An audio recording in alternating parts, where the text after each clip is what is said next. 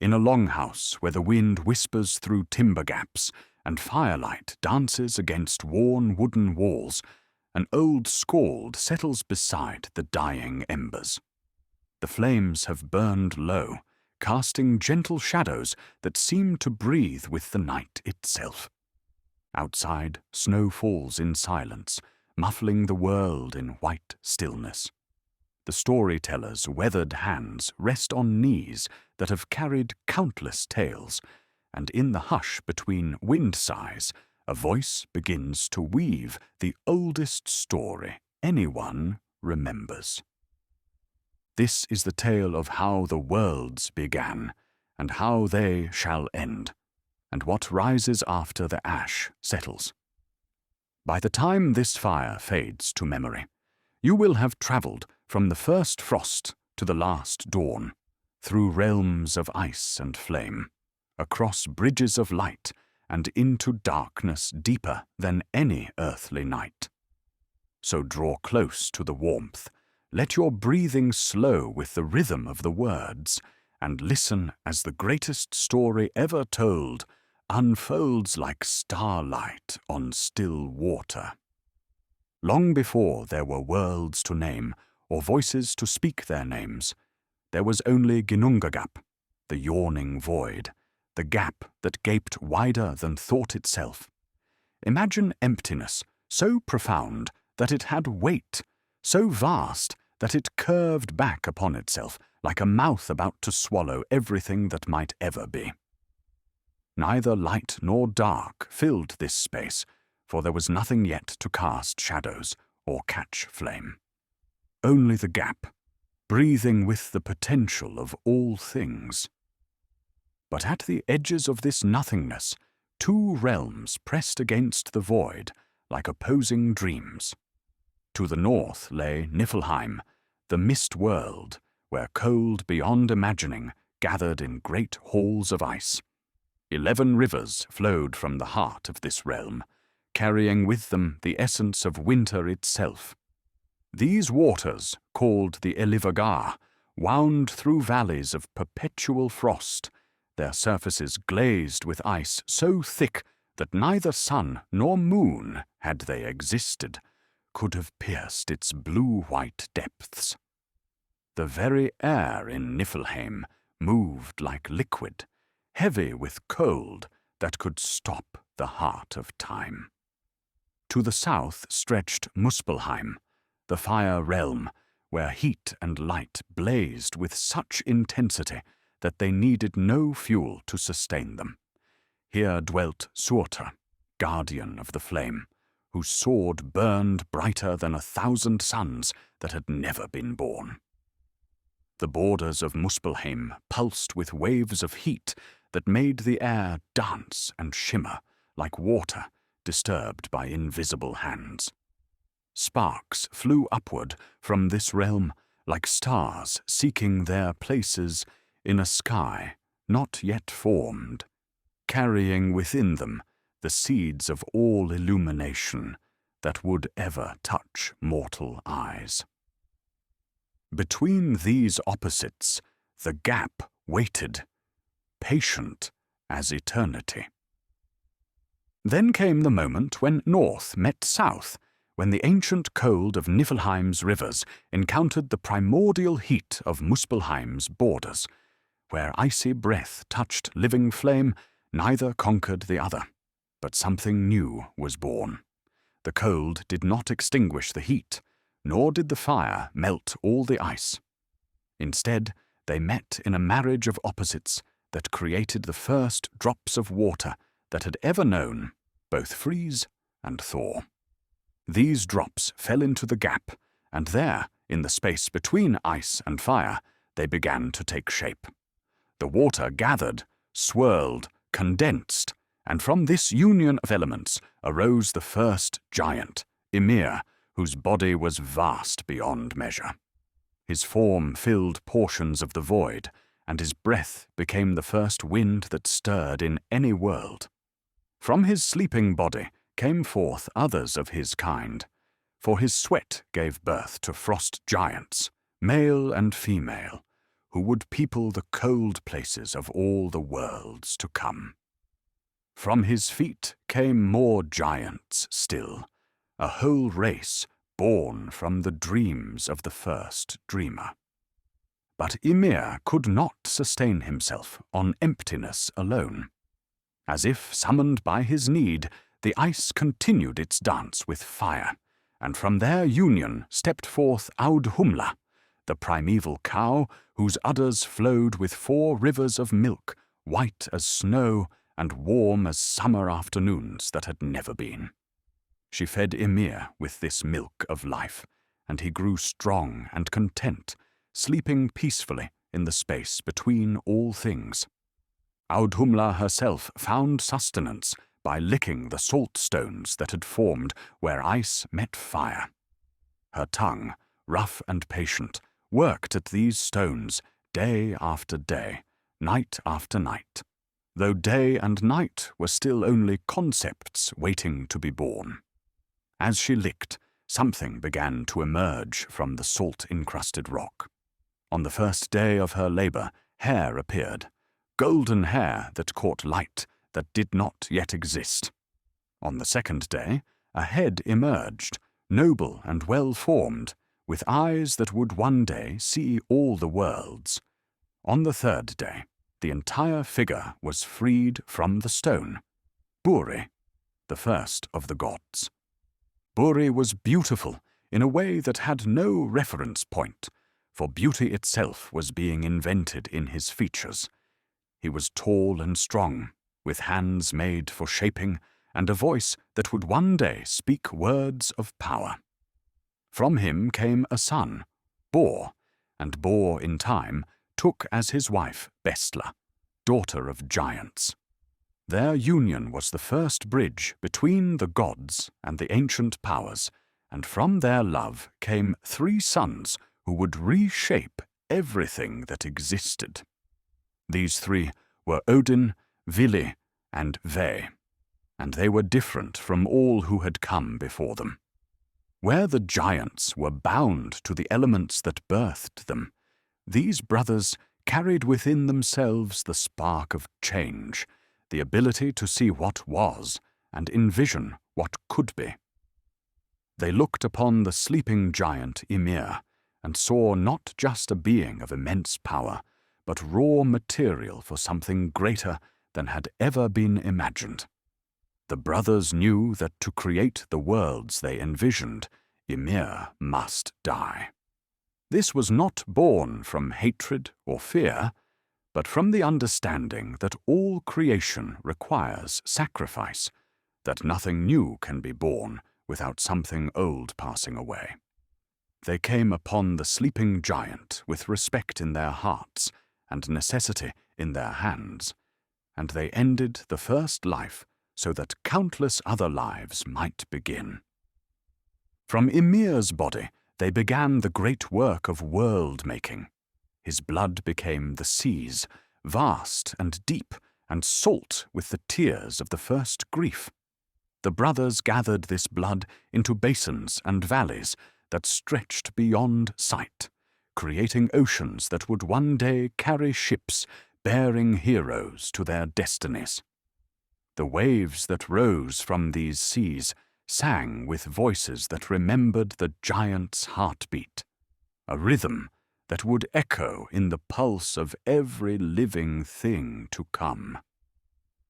From Ymir's flesh they shaped the earth itself, rich and dark and fragrant with the promise of growing things. This soil they spread thick and deep, forming continents and islands, valleys where streams would run, and hills where wildflowers would nod in breezes not yet born. The earth they made was not barren rock, but living ground that breathed with the giant's life, ready to nurture roots and welcome seeds. His bones became the mountains, white-capped and eternal, reaching toward a sky that did not yet exist, but would soon be born from their creator's skull. These peaks caught the light that flickered at the edges of Muspelheim and held it like captured song. promising that even in the darkest places, some brightness would endure. In the deep places beneath these mountains, they placed caves and caverns, secret chambers where dwarfs would one day craft wonders beyond imagining. From Ymir's hair they wove the forests, vast and green, and whispering with winds that carried messages between the worlds. Every tree that would ever grow, from the smallest sapling to the mightiest oak, drew its life from these first forests born of giants' hair. The leaves rustled with ancient memories, and the bark held the warmth of the first winter's passing. Finally, they lifted the giant's skull high above all they had made, and set it as the dome of heaven. This became the sky, blue and vast and ever-changing, painted with clouds that drifted like the giant's final thoughts. To hold this sky in place, they set dwarfs at the four corners, Nordri and Sudri, Austri and Vestri, whose names mean north and south, east and west. These four were given the eternal task of bearing up the heavens, ensuring that sky would never fall upon earth and crush the life between them. But a sky without light would be a poor shelter for the worlds they planned. So the brothers gathered sparks and flames from Muspelheim, those bright fragments that had danced at the edge of creation, and they flung them upward into the dome of heaven. Some they set in regular paths to mark the passage of time, and these became the stars, each one a distant fire carrying light to worlds still being born. Two of the brightest they chose for special purpose. They took a spark of particular brilliance and set it in a golden chariot that would race across the sky, bringing day to all the worlds. This became the sun, radiant and warm, driven by the maiden Sol, whose horses ran tirelessly through the heavens. Behind her, always pursuing but never quite catching, ran a great wolf who sought to devour the light. This chase gave urgency to daylight, ensuring that the sun would never linger too long in one place, but would always race onward, bringing dawn to those who waited in darkness. For the gentler hours they took a spark of silver fire and placed it in another chariot, one that would bring softer light to the time of rest. This became the moon, serene and changing, driven by Mani, the moon's guardian, who marked the phases and tides. He too was pursued by a wolf, ensuring that night would have its rhythm of waxing and waning, never staying dark forever, never blazing too bright for sleep.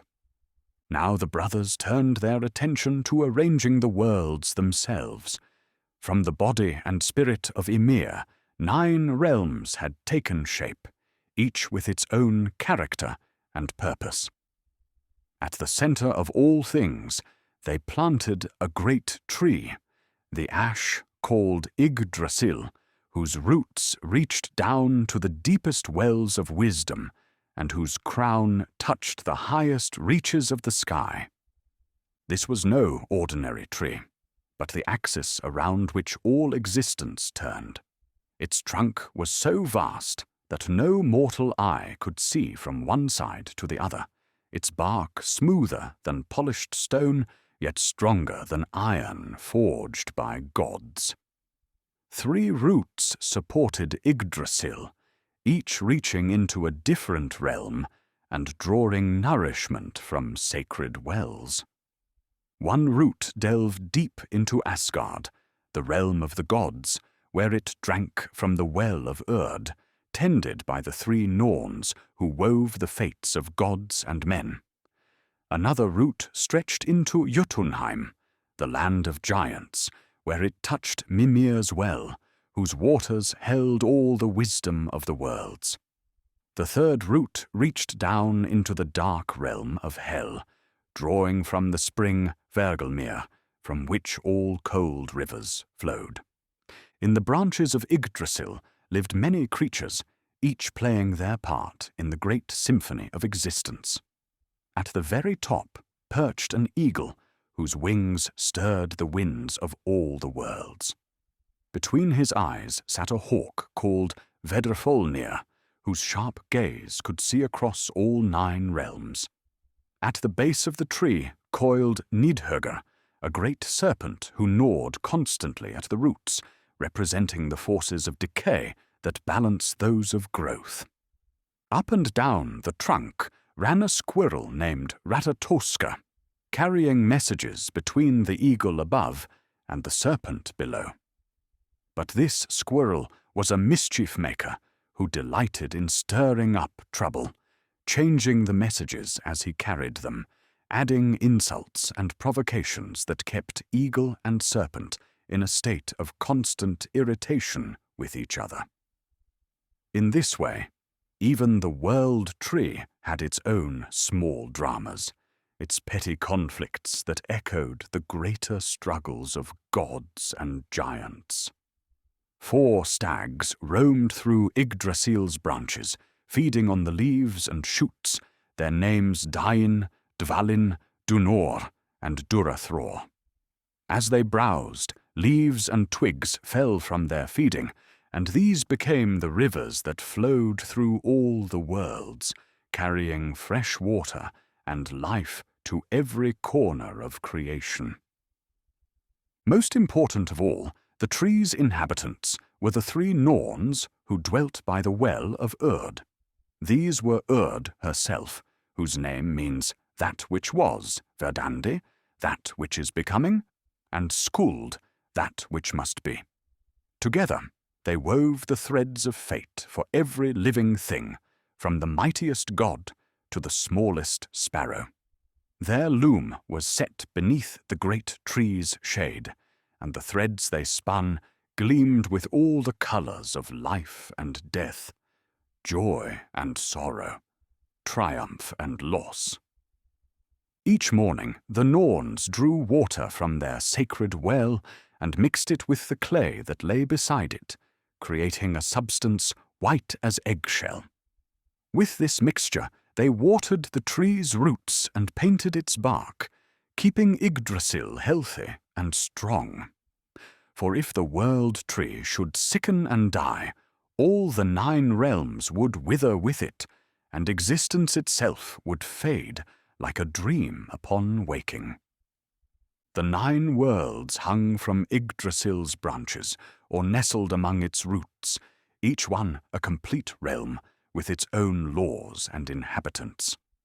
Asgard gleamed high in the branches, the fortress of the gods, connected to other realms by Bifrost, the rainbow bridge that shimmered with all the colors of light dancing on water. Here rose great halls where gods would feast and plan, where oaths would be sworn and battles decided. Below Asgard lay Midgard, the middle realm, encircled by a great wall and surrounded by a vast ocean. This would become the home of humans when they were created, a world of seasons and weather, of fields that could be planted, and forests where deer ran free.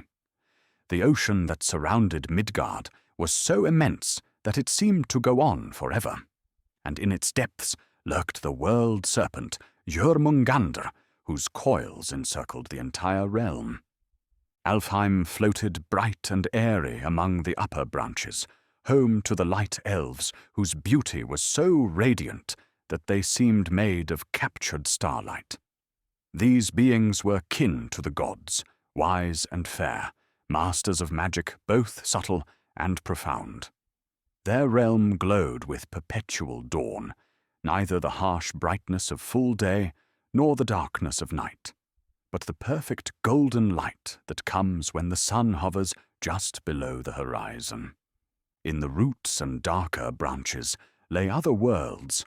Svartalfheim, the realm of dark elves and dwarfs, was a place of deep caves and forging fires, where the greatest craftsmen in all the worlds hammered out wonders beyond mortal imagination. The sound of their hammers rang through stone corridors, lit by the red glow of furnaces that never cooled. Here lived smiths who could forge chains from the sound of a cat's footstep, who could weave light itself into tangible forms. Vanaheim was the ancient home of the Vanir, gods of fertility and wisdom, sea and wind, who were older than the Aesir themselves. Their realm was one of growing things, of harvests and abundant waters, where the magic of life itself was understood in ways that even the gods of Asgard might envy. Jotunheim stretched vast and wild, the realm of the giants, where ancient powers dwelt in halls of ice and stone. This was a land of untamed forces, of avalanches and earthquakes, of storms that could tear mountains apart. Yet it was also a realm of deep wisdom, for the giants remembered things that even the gods had forgotten, truths that went back to the very beginning of time. Muspelheim burned bright and fierce, still the realm of primordial fire, where Surtur waited with his flaming sword for the day when all things would end and begin anew. The very air in this realm could melt stone, and the ground was made of flames that took solid form without losing their essential fire nature.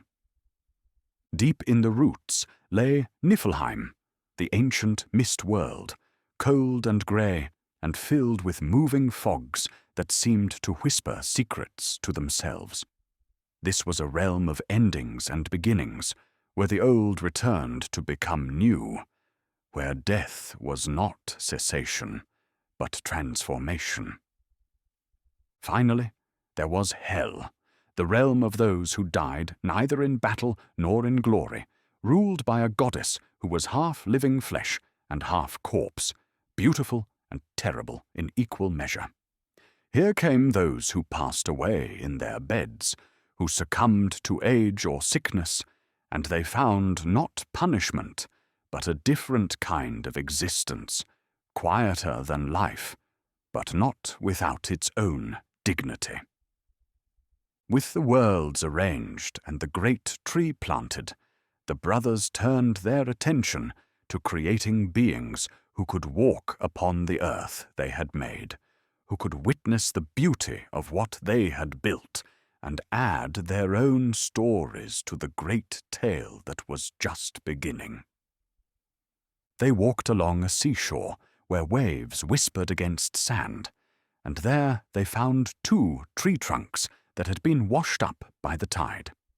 One was ash, strong and flexible, the other elm, graceful and enduring. In these pieces of driftwood, the brothers saw potential for something unprecedented. Odin breathed into the ash and elm the gift of life itself, the spark that would animate flesh and kindle consciousness.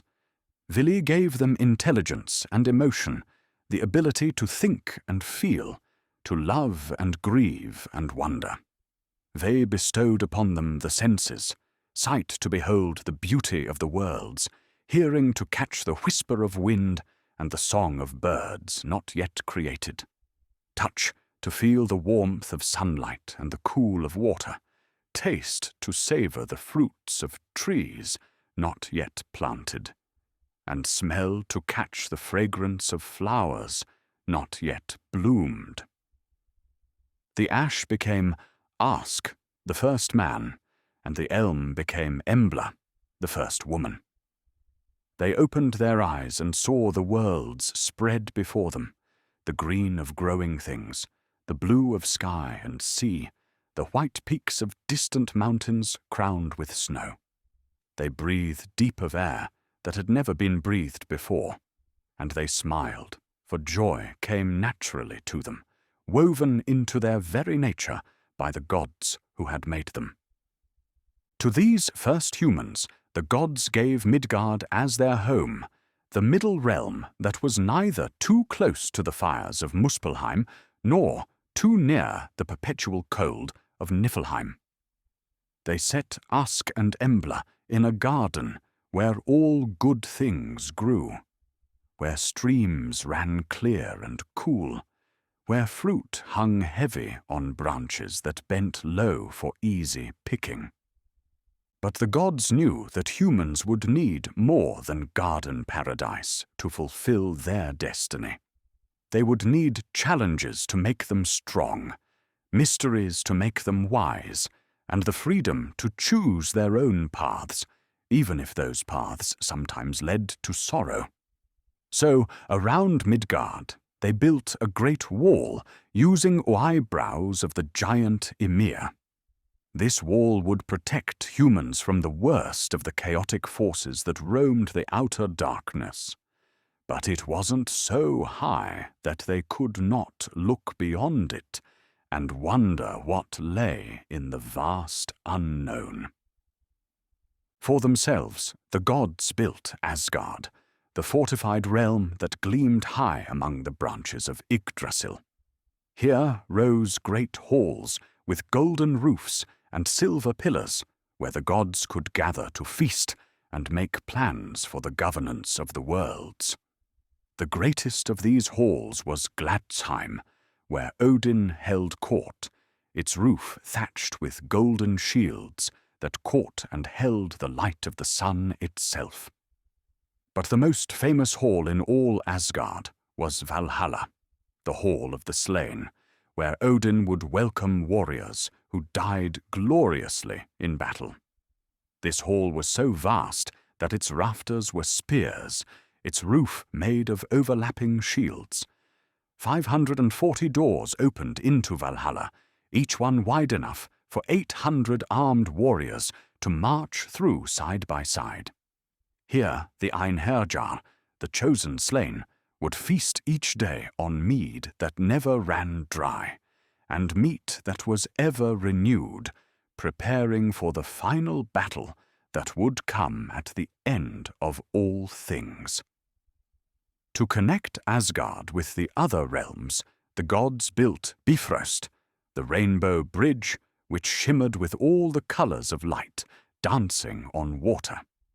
This bridge was stronger than it appeared, though it would burn and break when the end times came. At its approach to Asgard, they set Heimdall as guardian, he whose eyes could see across all the worlds, and whose ears could hear the grass growing and the wool growing on sheep's backs.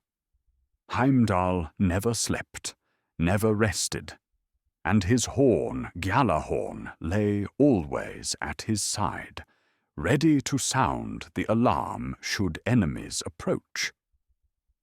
Now the gods had leisure to explore their creation, to walk among the worlds they had made, and see what wonders might arise from the interplay of order and chaos, fire and ice, growth and decay. They discovered that they were not alone among the branches of Yggdrasil. The dwarfs had awakened in the caves of Svartalfheim, born like maggots from Ymir's flesh, but granted intelligence and skill that surpassed even the gods in certain arts. These small, sturdy folk became the master craftsmen of all the worlds, able to forge items of power that could change the fate of gods and giants alike. The light elves dwelt in Alfheim, bright and beautiful and wise, while their darker cousins worked alongside the dwarfs in the deep places, crafting and scheming in equal measure. Giants roamed through Jotunheim, some hostile, some friendly, all possessed of ancient wisdom and tremendous power. Many were shapeshifters who could take the form of eagles or wolves, bears or serpents, or appear as men and women of surpassing beauty. In time, the gods found that they had need of allies, for the forces of chaos and destruction were not content to remain in the outer darkness. From the primordial void became creatures of malice and hunger, drawn by the light and life of the newly made worlds. To stand against these threats, the gods sought alliance with others who shared their interest in preserving order. But first they encountered not allies, but rivals. In Vanaheim lived another tribe of gods, the Vanir, who were older than the Aesir and masters of different kinds of wisdom. Where the Aesir excelled in war and governance, law and poetry, the Vanir understood the deeper mysteries of fertility and growth, the magic of the earth itself, the power that made crops grow and animals bear young, and the very life force flow through all living things. Between these two tribes of gods arose a war that shook all the worlds. It began, as such conflicts often do, with a single act of provocation. A witch woman named Gulveig came to Asgard, boasting of her knowledge of gold and its mysteries, speaking of wealth in ways that stirred greed in hearts that had not known want. 3 times the Aesir tried to burn her, and 3 times she rose from the flames, beautiful and terrible, crying out her other name, Heid the Bright. This treatment of their messenger enraged the Vanir, who sent armies against Asgard in retaliation. The war that followed was fierce and long, with neither side able to claim decisive victory. Odin hurled his spear Gungnir to begin the hostilities, as was proper for the All-Father. But even his might could not overcome the ancient power of the Vanir gods.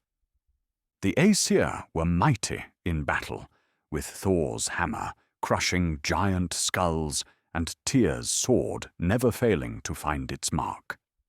They fought with the fury of those who believe themselves righteous, each blow struck in defense of the order they had created. But the Vanir fought with the patient strength of growing things, the inexorable power of seasons turning and tides flowing. They could not be quickly defeated, for their power drew from sources as deep as the roots of Yggdrasil itself. At last, both sides grew weary of conflict that brought only loss to all the worlds. The destruction caused by their war threatened to undo the very creation they both sought to protect. Mountains had been leveled by their battles, valleys flooded by the tears of the earth itself, and the lesser beings who dwelt in the contested lands suffered greatly from the chaos. Wiser gods on both sides called for peace, and a great treaty was negotiated beneath the spreading boughs of Yggdrasil. This peace was sealed not merely with words, but with the exchange of hostages, gods from each tribe going to live among their former enemies as pledge of good faith.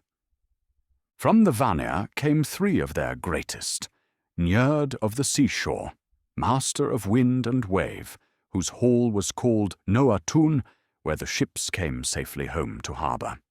With him came his son Freyja, the lord of fertility and prosperity, sunshine and rain, whose very presence made the earth more fruitful.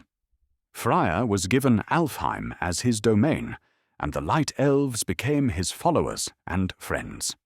Most beautiful of all was Freyja, Freyja's sister, goddess of love and fertility, war and death, who commanded magic that even Odin himself desired to learn. In return, the Aesir sent to Vanaheim Hoenir, tall and handsome and strong of limb, and with him went Mimir, wisest of all beings, whose counsel was worth more than gold. But this exchange would in time bring unexpected consequences, for Hoenir proved unable to make decisions without Mimir's advice, and the Vanir grew suspicious that they had been cheated in the bargain. their anger led them to behead Mimir and send his head back to Odin as a message of their displeasure. But death could not silence wisdom such as Mimir possessed. Odin took the head and preserved it with herbs and runes of power, and ever after, Mimir's head could speak and offer counsel drawn from wells of knowledge deeper than any living mind could fathom. Later, Odin would set the head beside the well that bore Mimir's name, where it guards the wisdom of the ages and speaks truth to those brave enough to pay its price. Despite this grim incident, the peace between Aesir and Vanir held firm. The gods found that their different strengths complemented each other well. The Aesir brought order and law, poetry and warcraft, while the Vanir contributed their deep understanding of natural forces, their magic of fertility and abundance. Together, they were stronger than either had been alone, and the worlds prospered under their joint rule. But peace among the gods didn't mean an end to challenges and dangers. The giants of Jotunheim remained suspicious of the new order, and some among them plotted to test the gods' resolve and perhaps find ways to overthrow them entirely. It was not long before such a test presented itself in a form that would teach the gods about the true cost of their ambitions. A stranger came to Asgard, a master builder who claimed he could construct a wall around the entire realm, a fortification so strong that no enemy could breach it, so high that no giant could climb it, so wide that no force in all the worlds could break it down. The gods had felt the need for better defenses, especially after the war with the Vanir had shown them how vulnerable even Asgard could be to determined assault. The builder's offer seemed too good to be true, and indeed it was, for his price was steep beyond measure. He asked not for gold or silver, which the gods possessed in abundance, but for Freyja herself as his bride, and with her the sun and moon that gave light to all the worlds. Such a price would leave the gods impoverished indeed, robbed of beauty and brightness and the cycles that made life possible. The gods might have rejected this proposal out of hand, but Loki, ever quick with clever words, suggested a counteroffer that seemed to serve everyone's interests. They would agree to the builder's price, but only if he could complete the entire wall in a single winter, working alone without help from any man. This seemed impossible, for the wall would need to encompass all of vast Asgard, and winter's days are short and its weather harsh. The builder agreed to these terms, but asked one small concession, that he be allowed to use his horse, Svadilfari, to help haul stones and timber. The gods saw no harm in this, thinking that even with a horse's help, the task remained impossible for one being to complete in the allotted time. How wrong they were became clear as the work progressed.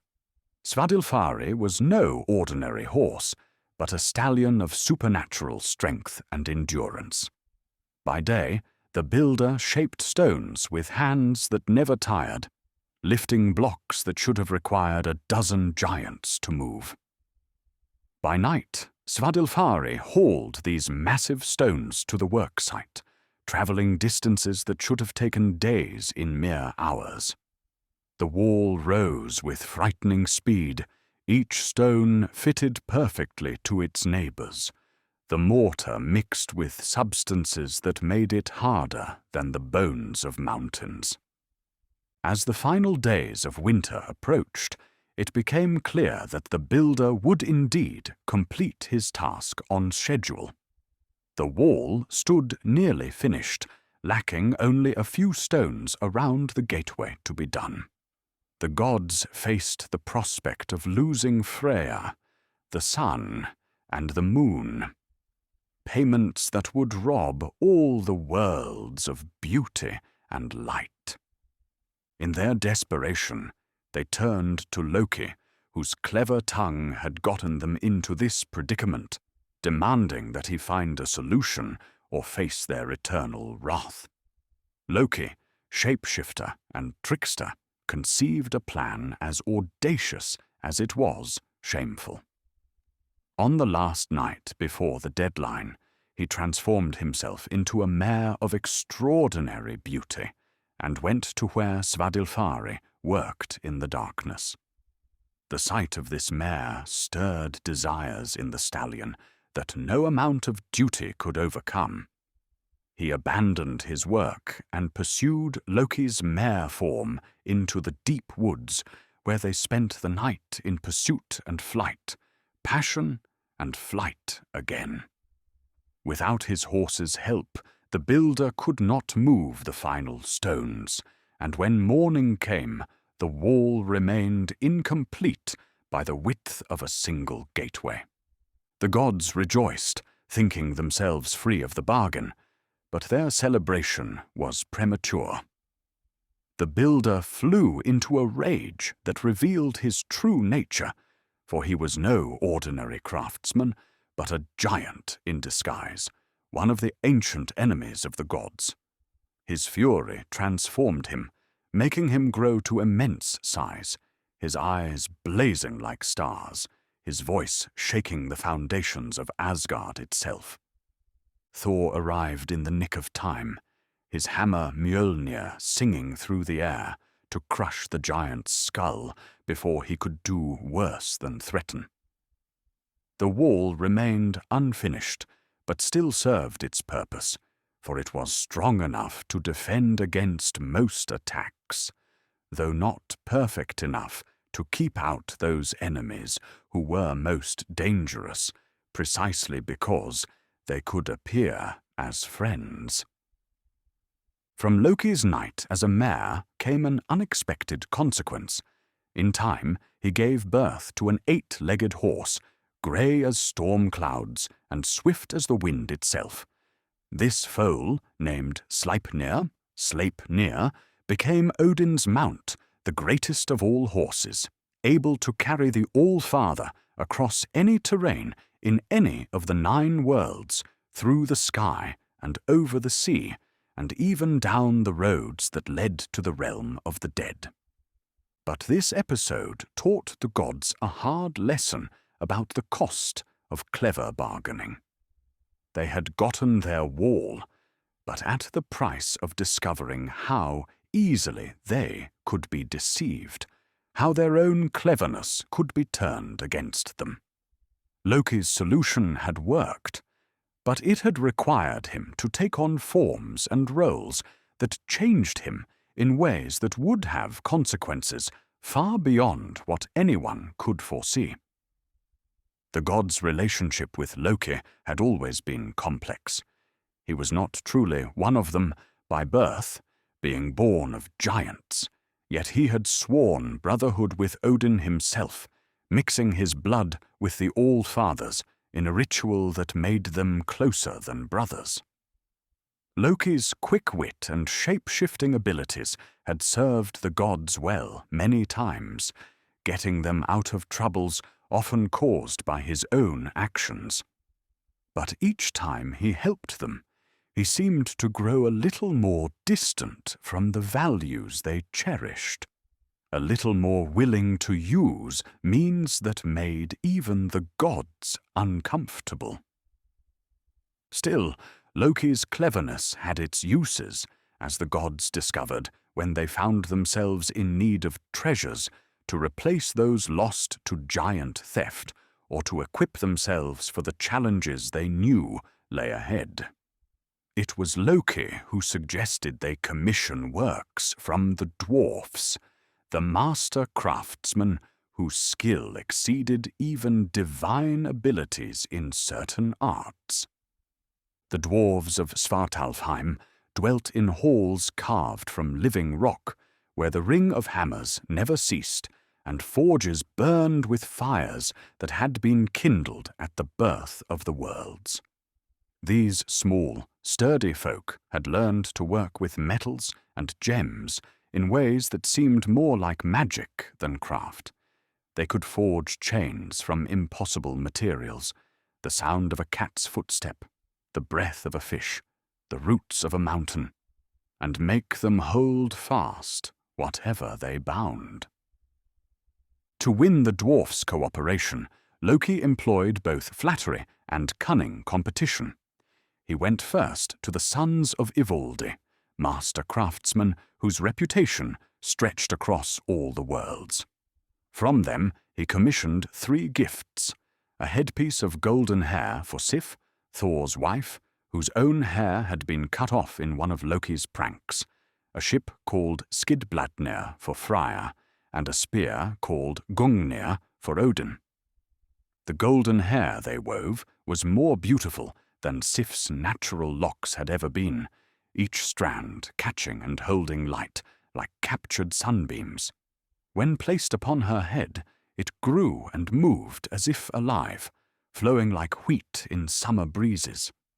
Skidbladnir they built large enough to carry all the gods and their equipment, yet it could be folded like cloth and carried in a small pouch when not needed.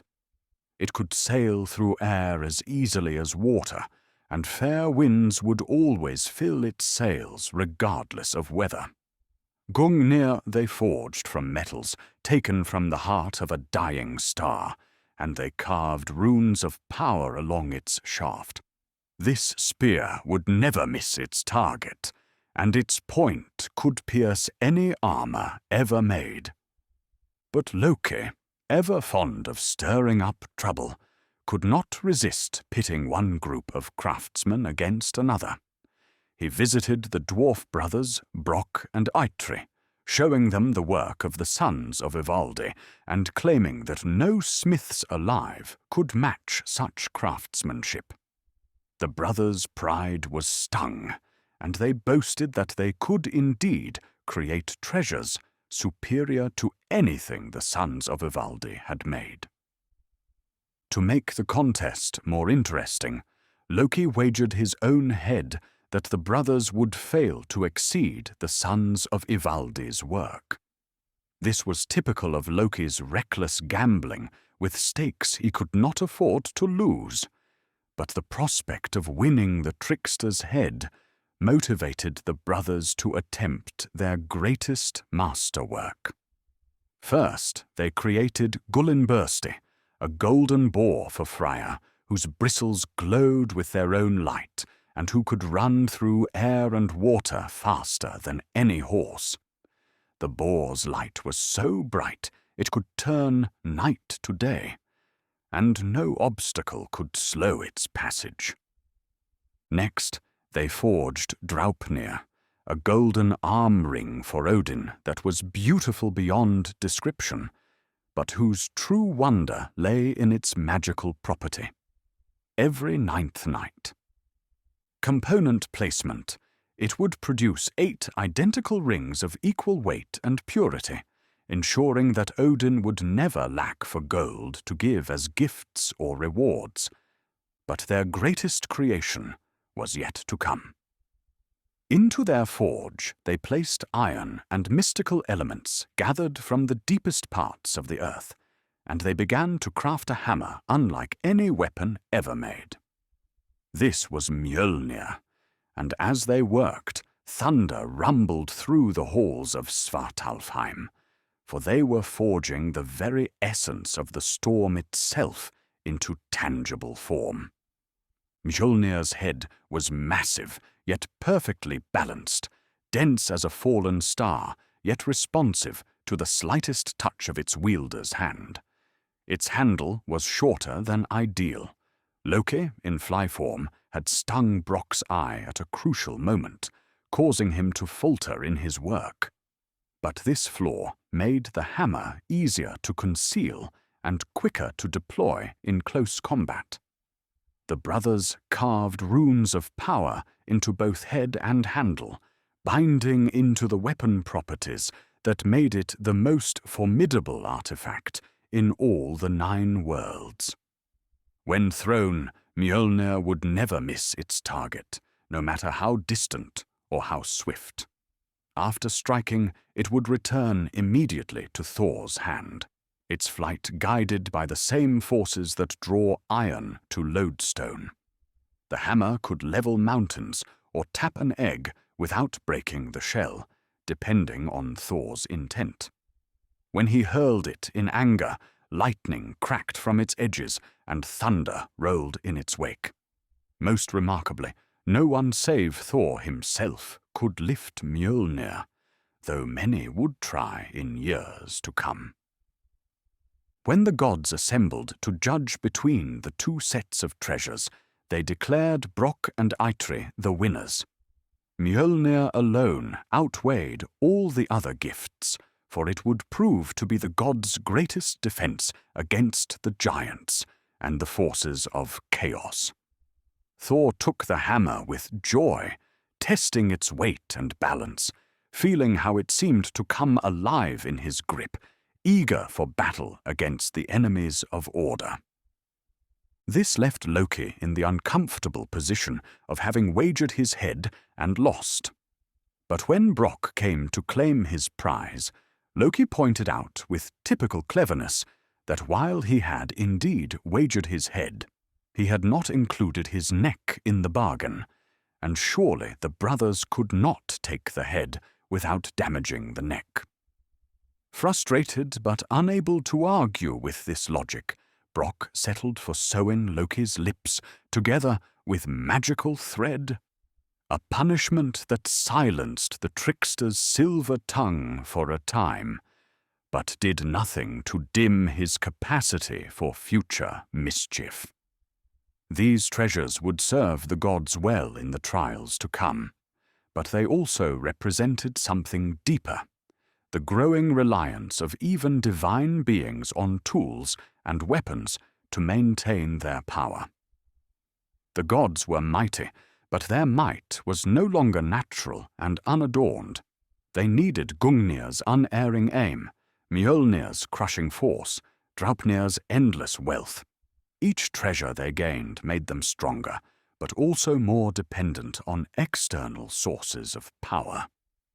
The gods' need for such aids became clear as they faced challenges that could not be overcome by divine strength alone.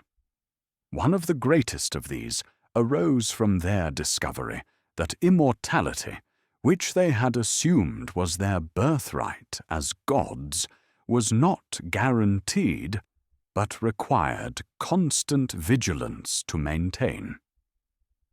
It was Freyja who first noticed the subtle signs, the slight dimming of divine radiance, the faint lines appearing around eyes that had never known age, the way wounds healed more slowly than they once had. The gods were aging, imperceptibly but inevitably, their divine essence slowly wearing away, like gold leaf rubbed from a precious object. In their concern, they sought the advice of the Norns, those ancient sisters who tended the well of Urd and knew the fate of all things. The Norns spoke in riddles, as was their way, but their meaning was clear enough. The gods could die, not easily and not soon, but eventually. Unless they could find a source of renewal, even their divine nature would succumb to the entropy that claimed all things in time. The answer to their plight came from an unexpected source. Idun, keeper of the gods' orchard, tended trees whose fruit possessed the power to restore youth and vitality. These were no ordinary apples, but golden fruit that grew on trees, planted with soil from the well of Urd itself, watered with the tears of joy shed when the worlds were first made beautiful. Each apple contained the essence of renewal, concentrated springtime and dawn light made edible. When the gods ate of this fruit, their divine radiance returned full force, their strength renewed, their youth restored. The apples could not grant true immortality. Nothing could do that.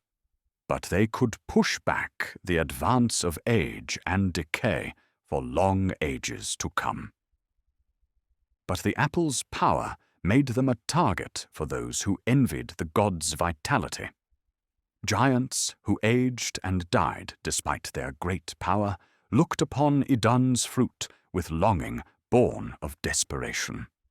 If they could steal the apples or capture their keeper, they might claim for themselves the gift of extended life.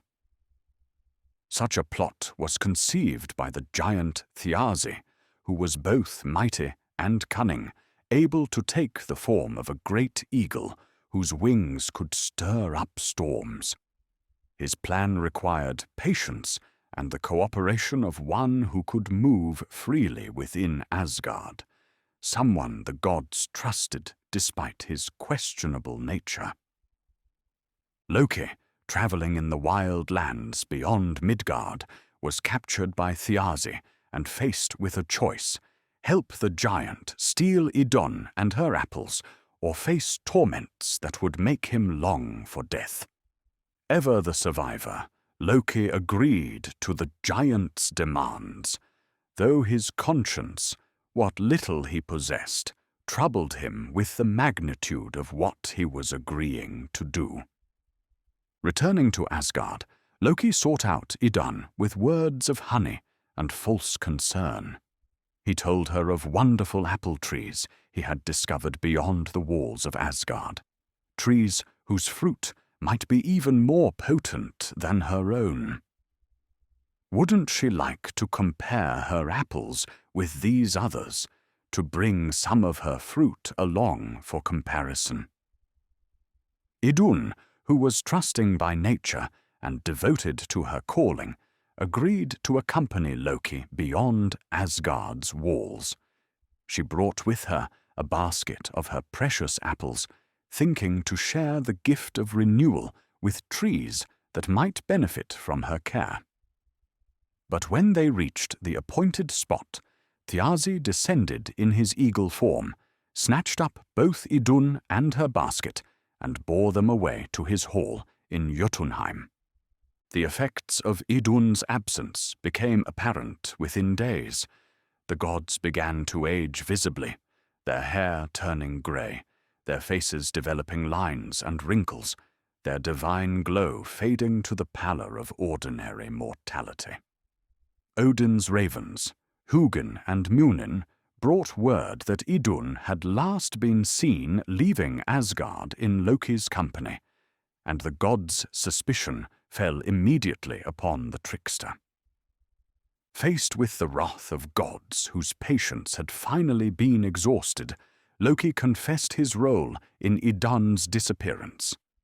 But he also offered to retrieve her, claiming that he could infiltrate Thiazi's stronghold and rescue both the goddess and her apples. The gods had little choice but to accept his offer, for without Idun's fruit, they would age and weaken until they became vulnerable to every enemy who had ever coveted their power. Borrowing Freyja's falcon cloak, which allowed its wearer to take bird form and fly swifter than any natural creature, Loki winged his way to Jotunheim.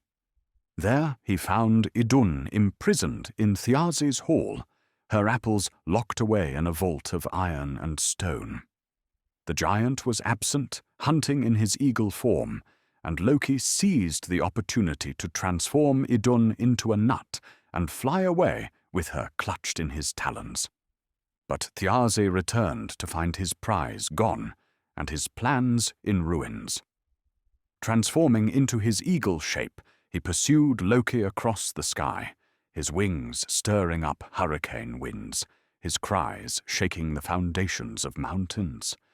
The giant was faster and stronger than Loki in bird form, and the gap between them closed with each beat of his mighty wings. The chase led all the way to Asgard's walls, where the gods waited with bundles of wood shavings piled high and ready. As Loki flew over the wall and transformed Idun back to her proper form, the gods set fire to the shavings. Thiazi, following close behind, flew straight into the flames and was consumed, his eagle form burning away to reveal the giant beneath, who fell dead within Asgard's boundaries. Idun's return restored the gods' youth and vitality, but Thiazi's death would have consequences that none of them foresaw. The giant had a daughter, Skadi, who was a mighty huntress and skier, equally skilled with bow and spear. When she learned of her father's death, she armed herself for war and marched to Asgard to demand compensation for her loss. But Skadi was reasonable as well as fierce, and the gods were able to negotiate a settlement that satisfied honor without requiring further bloodshed. They offered her a husband chosen from among the gods themselves, though she would have to make her choice by looking only at their feet, seeing nothing else that might influence her decision. Skadi agreed to this strange courtship, hoping to choose Balder, the most beautiful of the gods, whose very presence brought light and joy wherever he went. But when she looked upon the feet of the assembled gods, she chose the pair that were most beautiful, clean and pale, and perfectly formed. These belonged not to Balder, but to Njord, the Vanir god of the seashore, whose feet had been kept beautiful by the pure waters where he dwelt. The marriage of Skadi and Njord was celebrated with great joy, but it proved that even gods could not always make love match with necessity. Skadi was a creature of the mountains, happiest among snow-covered peaks and pine forests, where wolves howled under starlight. Njord belonged to the shore, where waves whispered against sand and seabirds called across the waters. When they tried to live in Njord's hall by the sea, the sound of waves and crying gulls kept Skadi awake. When they moved to her mountain home, the howling of wolves disturbed Njord's rest. They reached a compromise, spending 9 nights in the mountains and 3 by the sea. But even this could not bridge the fundamental difference in their natures. Eventually, they parted amicably, remaining friends, but acknowledging that some gulfs cannot be crossed even by the best intentions. Skadi returned to her beloved mountains, where she hunted on skis swift as the wind and became the goddess of winter and the chase. But the gods gained more from this marriage than they lost. Skadi's knowledge of winter survival and mountain warfare proved valuable in the conflicts to come, and her skill with bow and spear added to their military might. More importantly, her forgiveness of her father's death showed that even ancient enmities could be resolved through wisdom and fair dealing. The episode also added to Odin's collection of treasures, for the gods offered Skadi additional compensation for her father's death. They took Thiazi's eyes and cast them into the sky, where they became stars that would shine forever, ensuring that the giant's vision would endure even though his life had ended. This gesture of respect for even a fallen enemy demonstrated the nobility that made the gods worthy of their position as rulers of the worlds. Yet even as the gods celebrated their success in resolving this crisis, they remained aware that their position was not unassailable. The theft of Idun's apples had shown how vulnerable they could be to clever plots, and the speed with which they had aged without her fruit reminded them that their immortality was conditional, not absolute. This knowledge led them to seek other sources of power and wisdom that might strengthen their position. Chief among these was the mead of poetry, a magical draught that could grant its drinker the ability to speak words of such power that they could shape reality itself, could preserve memory across generations, could inspire heroes to deeds that would echo through eternity. The origin of this mead lay in the peace treaty between Aesir and Vanir, when both sides had sealed their agreement by spitting into a cauldron. From this mixture of divine saliva, the gods created a being named Kvasir, who possessed the combined wisdom of both tribes. Kvasir was gentle and learned, traveling throughout the 9 worlds to share his knowledge with any who asked for it, answering every question with wisdom drawn from sources deeper than any well. But wisdom can inspire envy as well as gratitude, and 2 dwarfs named Fjalar and Galar grew resentful of Kvasir's superiority in all matters of learning. They invited him to a private conference, claiming they wished to ask him questions too delicate for public discussion. When Kvasir came to their hall in good faith, they murdered him and drained his blood into 3 vessels, 2 cauldrons called Son and Bodn, and a kettle called Odrerir. Into this blood they mixed honey taken from bees that fed on flowers growing in the most sacred groves, creating a mead that contained all of Kvasir's wisdom in concentrated form. Anyone who drank of this mead would become a skald, a poet whose words carried the power to preserve truth, to inspire courage, to speak prophecy, to make the dead live again in the memory of the living. But the dwarfs were too greedy to share their treasure, and too cowardly to use it well themselves. They kept the mead hidden in their deepest vaults, gloating over its possession while learning nothing from it. Their miserliness would prove their undoing, for they soon found themselves in conflict with powers far greater than themselves. Their next victims were the giant Gilling and his wife, whom they killed through treachery and malice. But Gilling had a son named Suttungr, who was both mighty and wrathful, and who came seeking vengeance when he learned of his parents' deaths.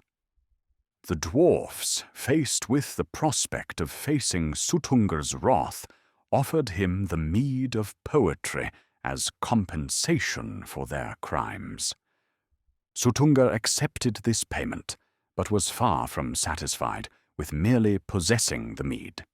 He carried it to his stronghold and placed it in the heart of a mountain called Hnitbjörg, setting his daughter Gunnlod to guard it. There the mead remained, tantalizingly close to those who might use it well, yet impossibly distant behind walls of stone and giant strength. When Odin learned of the mead's existence and location, he knew he must possess it. The power contained in those vessels was too great to leave in the hands of giants, too valuable to let remain unused. But acquiring it would require all his cunning, for Suttungr's mountain fortress was impregnable to direct assault, and the giant himself was too mighty to overcome by force alone. Odin's plan required him to take on a disguise so complete that it amounted to becoming a different person entirely. He traveled to the lands where Suttungr's servants worked the fields, and there he encountered 9 thralls mowing hay with scythes that had grown dull from long use. Odin offered to sharpen their tools with a whetstone of remarkable quality, and the men were amazed at how keen and efficient their scythes became afterward. All 9 thralls begged to buy the whetstone from him, but Odin declared that only one could possess it, and they must settle among themselves who that would be. In their eagerness to own such a valuable tool, the thralls turned on each other with their newly sharpened scythes, and all 9 died in the resulting melee. Odin then went to their master, Baugi, who was Suttungr's brother, and offered to do the work of all 9 men for a single season, asking only for a drink of Suttungr's mead as payment. Baugi agreed to this bargain, though he warned that Suttungr was unlikely to share even a sip of the precious mead. All that summer, Odin labored in the fields with the strength of 9 men, never tiring, never complaining, accomplishing tasks that should have been impossible for a single worker. When the season ended, Baugi was honor-bound to seek the promised payment from his brother. As expected, Suttungr refused to give up any of his mead, claiming that the bargain was between Odin and Baugi alone, and no concern of his. But Odin had anticipated this response, and convinced Baugi that they must take the mead by stealth if they could not obtain it through honest dealing. Together, they climbed Hnitbjörg mountain to its peak, where Odin produced an auger called Rati and began boring through the solid stone. The work was slow and difficult, for the mountain was thick and the stone hard as iron. But eventually the auger broke through into the chamber where the mead was kept. Odin immediately transformed himself into a serpent and began to slither through the hole he had created. Baugi, perhaps having second thoughts about betraying his brother, tried to stab the serpent with the auger, but Odin was too quick and completed his transformation just as the point passed through the space where his tail had been. Inside the mountain chamber, he resumed his proper form and found himself face to face with Gunnlod, Suttungr's daughter. Gunnlod was beautiful beyond description, with hair like spun gold and eyes that reflected the depths of mountain lakes. She had been alone in the chamber for many years, seeing no one but her father, and growing lonely beyond endurance. When this stranger appeared, speaking words of courtesy and wisdom, she found herself charmed despite her duty to guard the mead. For 3 nights, Odin wooed Gunnlod with gentle words and passionate embraces, winning her love through the combination of his divine nature and his genuine appreciation for her beauty and loneliness. On each night, she granted him a drink from one of the 3 vessels containing the mead, thinking to give him just a taste of what her father so jealously guarded. But Odin's divine nature allowed him to drain each vessel completely in a single draught, consuming in 3 swallows all the mead of poetry that had cost Kvasir his life and been the source of so much conflict. As soon as the last drop passed his lips, he transformed into an eagle and flew toward the hole in the mountain wall, leaving Gunnlod to face her father's wrath when he discovered the theft.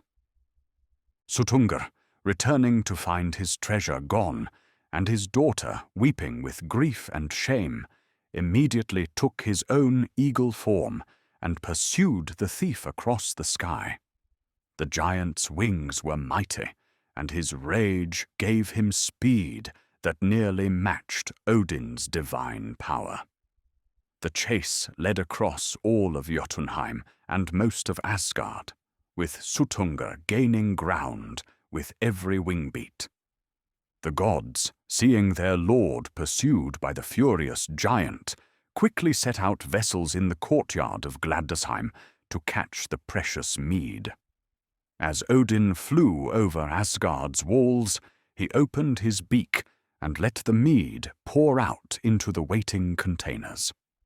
But in his haste to escape Suttungr's talons, some of the mead spilled outside the vessels and fell to Midgard below, where it soaked into the earth and became the source of inspiration for human poets and storytellers, though their gift would always be lesser than what the gods possessed. The mead safely recovered, and Suttungr driven back to his own realm, Odin distributed this treasure among gods and worthy mortals. To drink of the mead of poetry was to gain the ability to speak words that could preserve the memory of great deeds, that could inspire courage in the faint of heart, that could bind oaths so strong that not even gods would dare to break them. This power proved crucial in the challenges that lay ahead, for the gods' enemies were not content to remain in the outer darkness, testing divine resolve with isolated attacks and clever schemes. Greater threats were stirring, ancient powers that had slumbered since the world's creation, but now began to wake and take notice of how the gods had ordered existence to their own advantage. Among these rising threats was the world serpent, Jörmungandr, who had grown from a small snake into a creature so vast that he could encircle all of Midgard with his coils. His presence in the ocean made the seas dangerous for mortal sailors, for his movements could create whirlpools that would swallow the largest ships, storms that could tear the sky itself. When he stirred in the deep places, earthquakes shook the land, and tidal waves washed away coastal settlements. But Jörmungandr was more than just a physical threat. He represented the principle of chaos itself, the force that sought to undo all the careful order the gods had created. His very existence was a reminder that the foundations of the world were not as solid as they appeared, that beneath the surface of stability lurked powers that could destroy everything mortals and gods alike held dear. The serpent's growth in power troubled the gods greatly, but they faced a dilemma in dealing with him. Prophecy suggested that attempting to destroy Jörmungandr might trigger the very chaos they sought to prevent, that some enemies were best left alone as long as they remained quiescent. Yet allowing him to grow stronger seemed equally dangerous, for there might come a time when he could no longer be contained even by divine power. It was Thor who finally decided to test the serpent's strength, not through direct confrontation, but through a fishing expedition that would become one of the most famous adventures in all the tales of gods and giants. The thunder god, whose courage sometimes exceeded his wisdom, sought to measure his strength against the greatest creature in all the seas. Thor borrowed a fishing boat from the giant Hymir, claiming he wished to fish for ordinary catches like other folk enjoyed. But the bait he prepared was extraordinary. The head of Himinhriot, Hymir's greatest ox, whose horns had been polished by mountain winds, and whose strength had become legendary among both gods and giants. If any bait could draw the world serpent from the deepest trenches of the ocean, this would be it. They rowed far from shore, beyond the sight of land, until they reached waters so deep that no anchor could find bottom. There Thor cast his line, letting it sink through fathoms of green darkness until it reached the very floor of the sea. The ox head settled among the bones of ships and the treasures of drowned kingdoms, and there it lay, sending its scent through the dark waters. Jörmungandr, coiled in the deepest trenches where pressure would crush mountains, caught the scent and began to stir. His movements sent ripples through the ocean floor, disturbing the sleep of creatures that had never seen light. Slowly, inexorably, drawn by hunger and curiosity, the world serpent began to rise. When the great hook caught in Jörmungandr's jaw, the sea itself seemed to convulse. Waves the size of hills rose around the fishing boat, and the sky darkened as if storm clouds had been summoned by the serpent's rage.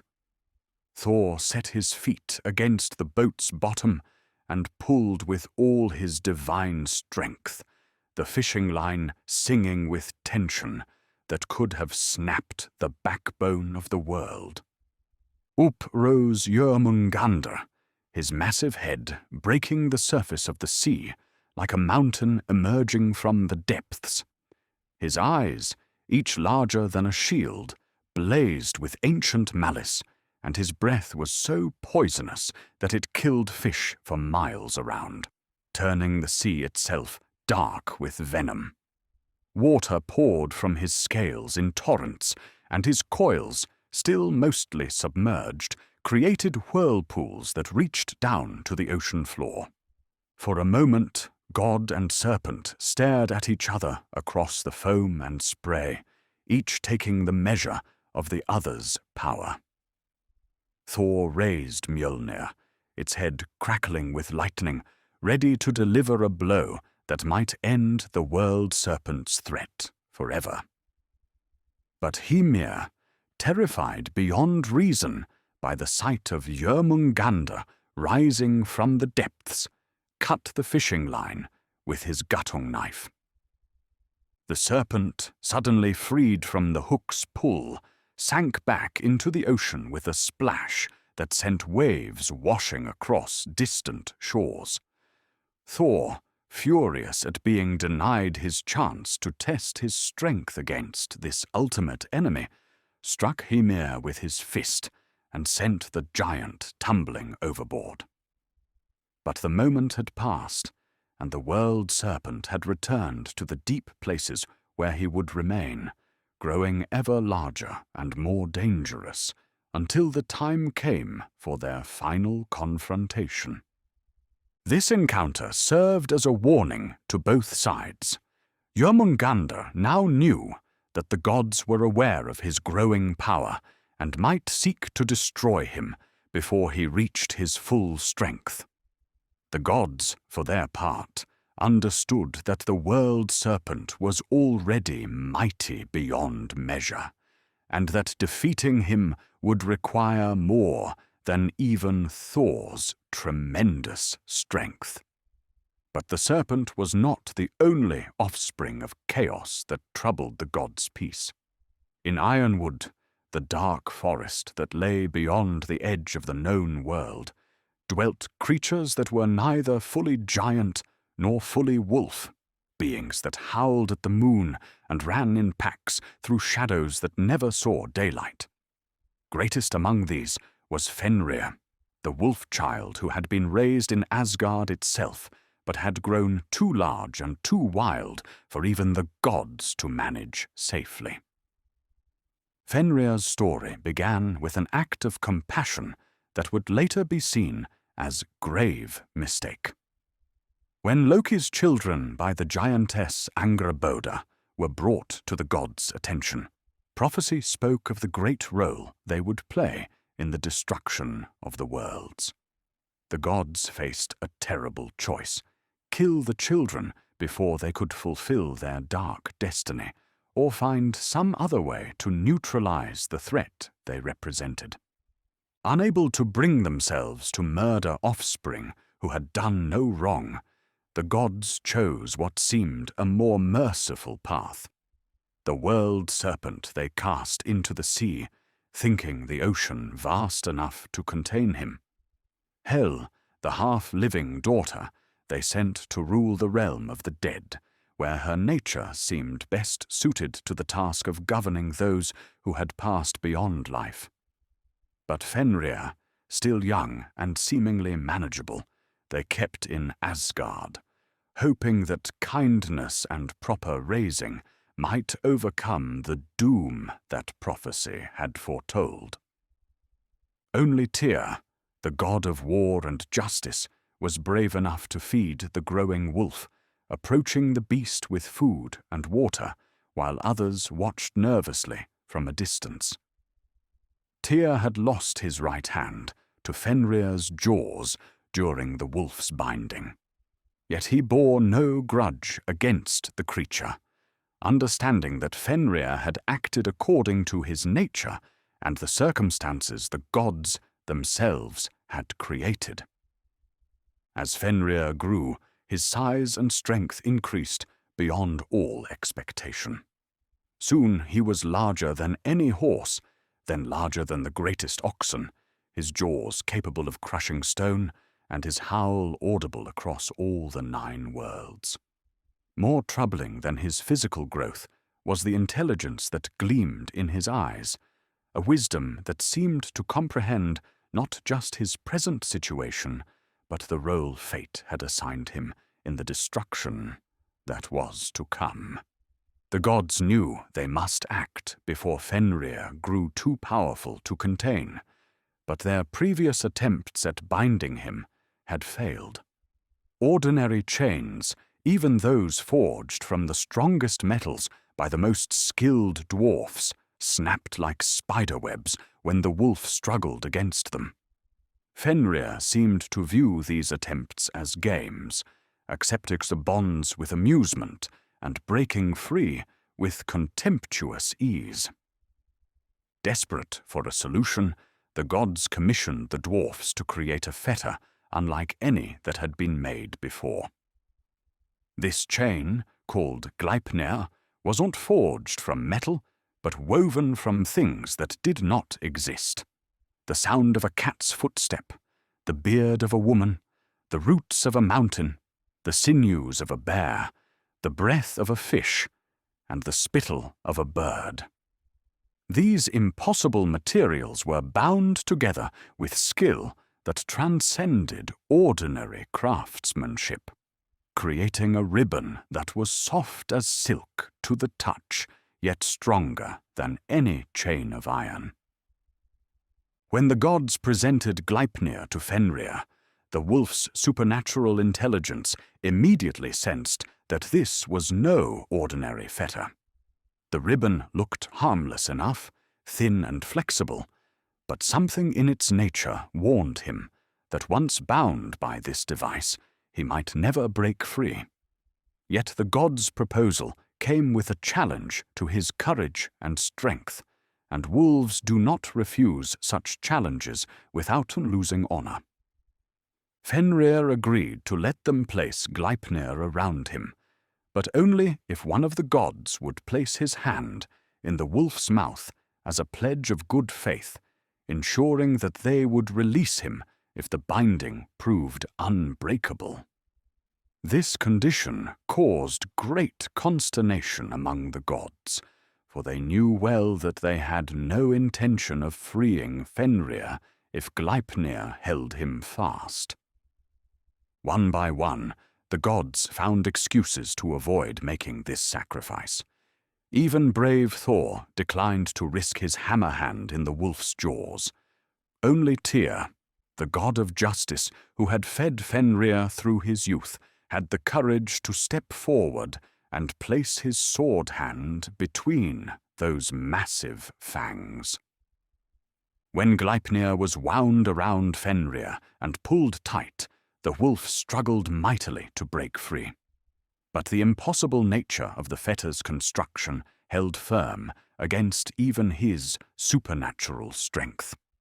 The more he fought against it, the tighter it became, until finally he understood that he had been trapped by the gods' treachery. In his rage and despair, Fenrir bit down hard, severing Tyr's hand at the wrist.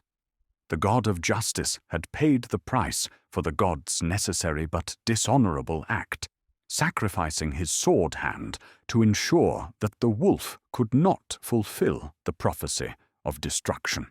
As Tyr's blood flowed onto the ground, the gods bound Fenrir to a great boulder buried deep in the earth, and there the wolf would remain until the end of the world, growing in strength and hatred with each passing day.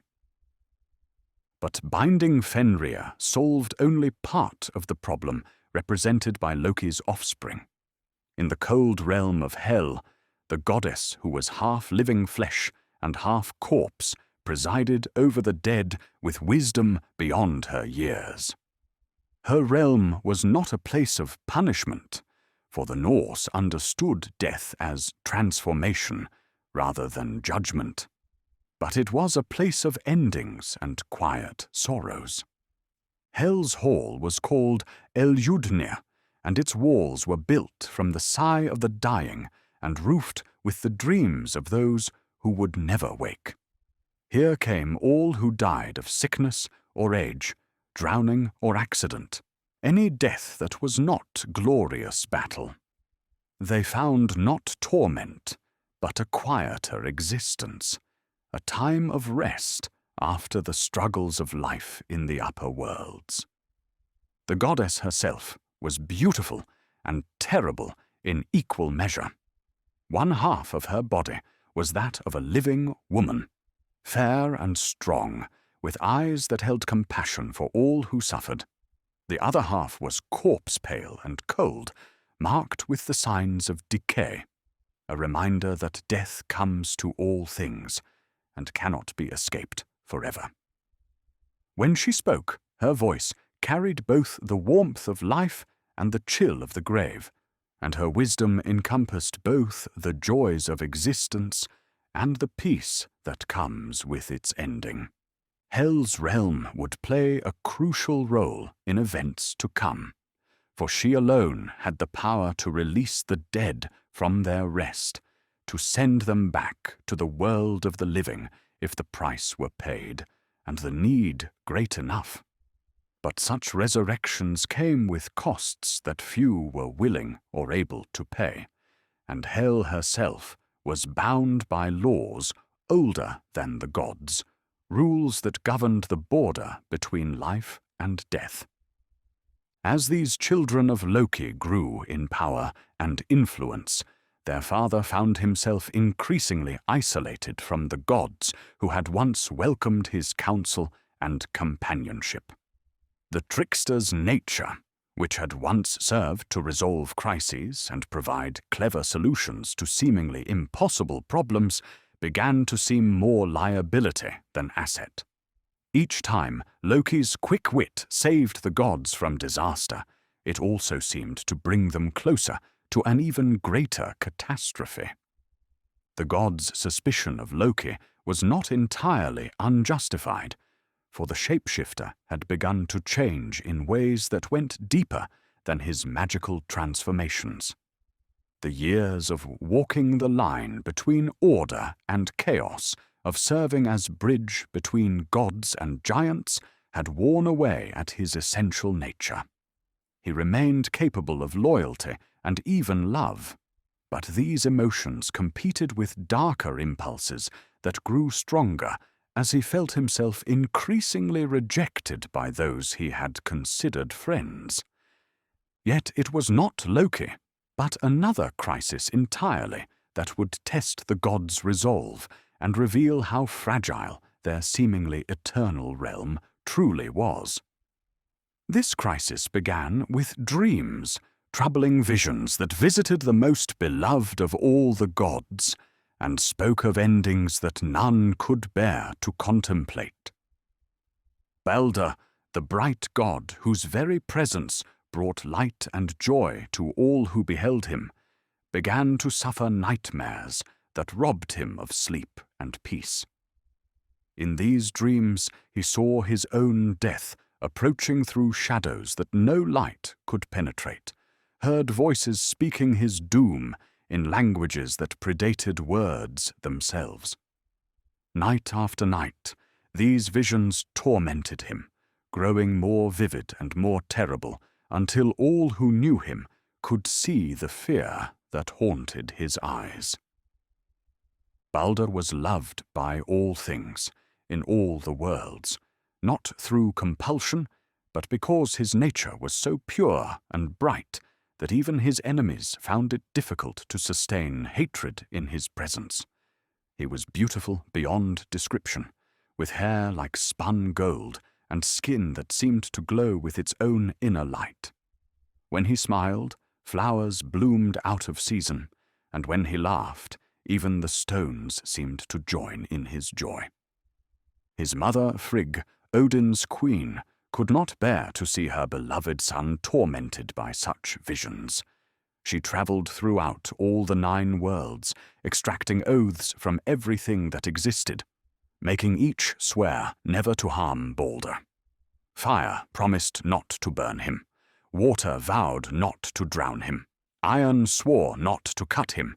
Stone pledged not to bruise him.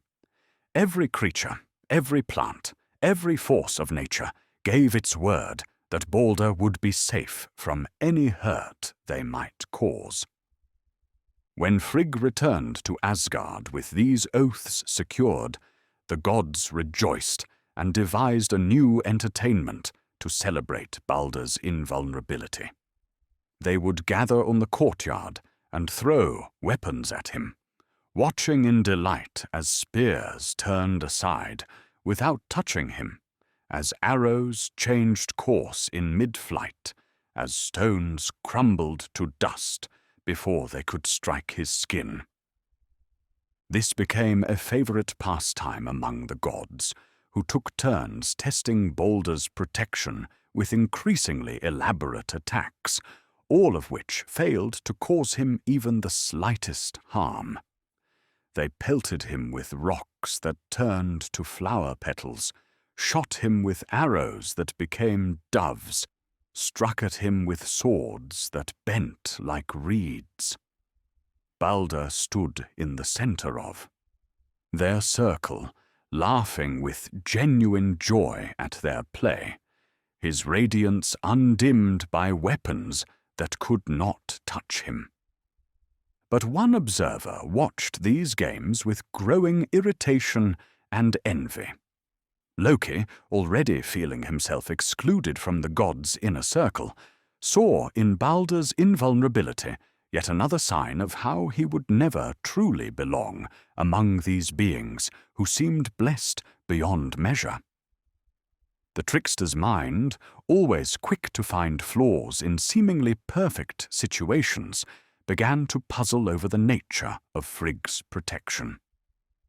Disguising himself as an old woman, Loki approached the All-Mother with questions that seemed born of innocent curiosity about her remarkable achievement. Had she truly gained oaths from everything in all the worlds? How had she managed to speak with every single thing that existed? Frigg, proud of her thorough work and unsuspecting of the questioner's true identity, explained her methodology in detail. She had indeed travelled far and wide, she said, speaking with every category of thing that might pose a threat to her son.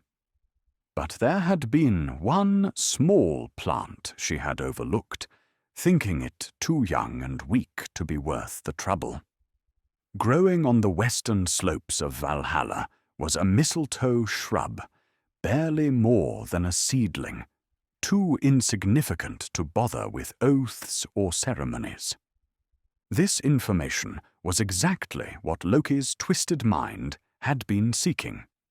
He immediately went to where the mistletoe grew and found it as Frigg had described, a small, seemingly harmless plant with pale berries and modest leaves. But in the hands of one who understood its unique nature, this overlooked shrub could become the key to undoing all of Frigg's careful protections. Loki fashioned from the mistletoe wood a dart so slender it was barely visible, yet perfectly straight and sharp enough to pierce whatever it struck. He carved it with subtle skill, making it appear to be nothing more than a twig that might be picked up by chance, but in reality creating a weapon specifically designed to exploit the one gap in Baldur's otherwise perfect defense.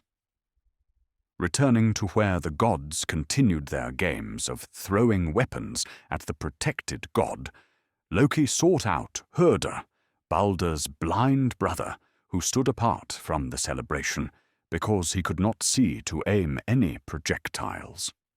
Loki approached him with false sympathy, offering to help him participate in honoring Baldur by guiding his hand to throw something at his beloved brother. Hörder, grateful for what seemed like kindness and eager to join in the festivities that honored Baldur, accepted Loki's offer. The trickster placed the mistletoe dart in the blind god's hand and guided his aim toward where Baldur stood, laughing in the center of the courtyard, surrounded by weapons that turned harmless before they could touch him. The dart flew true, guided by Hörder's innocent hand, but aimed by Loki's malicious intent. Unlike all the other weapons that had been thrown at Baldur, the mistletoe did not turn aside or transform into something harmless. It struck the bright god in the chest and pierced his heart, and he fell dead before his divine radiance had even begun to fade. The silence that followed was deeper than the void that had existed before creation itself. The gods stood frozen in disbelief, unable to comprehend that their most beloved member had been slain by what appeared to be a harmless twig thrown by his own brother. Hörder dropped to his knees beside Baldur's body, his hands shaking as he realized what he had been tricked into doing. When the gods found their voices again, their cries of grief echoed across all the 9 worlds. Every living thing that had sworn to protect Baldur felt the breaking of the oath they had never been asked to make, and all of creation mourned the loss of the bright god whose very existence had made the worlds more beautiful. Flowers withered, birds fell silent, and the light itself seemed dimmer than it had been before. Frigg, who had worked so hard to protect her son, was the first to speak through her tears. She offered any reward to whoever would ride to Hel's realm and attempt to bargain for Baldur's return from the dead. Such a journey was perilous beyond measure, for the road to the land of the dead was treacherous, and Hel herself was bound by laws that she could not easily bend, even for the gods. Hermodr, another of Odin's sons, volunteered for this desperate mission. He borrowed Sleipnir, Odin's 8-legged horse, the only steed swift enough to carry a rider to Hel's realm and back again. For 9 days and 9 nights he rode through valleys that grew progressively darker and colder, across bridges that spanned chasms filled with the echoes of the dead, until he reached the gates of Hel's domain. The goddess received him with the courtesy due to a divine messenger, but her expression revealed little hope for his mission. She listened as Hermodr explained the grief that had overwhelmed all the worlds at Baldur's death, how every living thing mourned the loss of the bright god's presence. He begged her to release Baldur from death's embrace, to allow him to return to the world of the living, where his light was so desperately needed. Hel considered this request with the wisdom that came from ruling over the quiet realm of the dead. She understood the magnitude of what was being asked, for death was meant to be final, its boundary not easily crossed without disrupting the fundamental order of existence. Yet she also saw the genuine grief of the living, the way Baldur's loss had diminished the very fabric of reality. At last, she offered a compromise that seemed both generous and impossible to fulfill. If everything in all the worlds would weep for Baldur's death, she would release him from her realm and allow him to return to life. But if even one being refused to shed tears for the bright god, he must remain in her halls until the end of all things. This condition seemed reasonable, for surely every creature would weep for beloved Baldur, whose presence had brought joy to all existence. Hermoda rode back to Asgard with this message, and immediately the gods sent messengers throughout all the 9 worlds, asking every living and unliving thing to weep for the dead god. The response was overwhelming in its unanimity. Humans wept until their tears formed rivers, and giants sobbed until their sorrow shook the mountains. Animals mourned in their own ways, wolves howling their grief to the moon, birds singing laments that brought tears to all who heard them. Even inanimate objects seemed to weep, as stones sweated moisture and metals shed droplets like tears. But in a deep cave far from any travelled path, the messengers found a giantess named Thok, who sat dry-eyed and unmoved by their pleas. When they asked her to weep for Baldur, she responded with words that chilled the heart. "Let Hel keep what she has. Baldur never brought me joy in life, and I will not mourn his passing in death." Some suspected even then that this giantess was Loki in disguise, for her words carried the bitterness that had been growing in the trickster's heart. But whether Thok was real or another of Loki's deceptions, her refusal to weep meant that Baldur must remain in Hel's realm, his bright presence lost to the world of the living until the end of time itself. The gods' grief at this final disappointment transformed into rage that demanded an outlet. Their suspicions had already fallen upon Loki, whose absence during the period of mourning had not gone unnoticed. When they found him, he was sitting by a waterfall, amusing himself by catching salmon in a net of his own devising, as if the death of Baldur meant nothing more to him than any other day's entertainment. The gods seized Loki and dragged him to a cave deep in the earth, where they intended to bind him with torments that would match the grief he had caused. They took 3 flat stones and set them on edge to form a prison, then bound Loki to these stones with chains forged from the entrails of his own son, Vali, whom they had transformed into a wolf and allowed to tear apart his brother Nari. The chains, made from family bonds, turned to instruments of torture, held fast with supernatural strength born from violated love.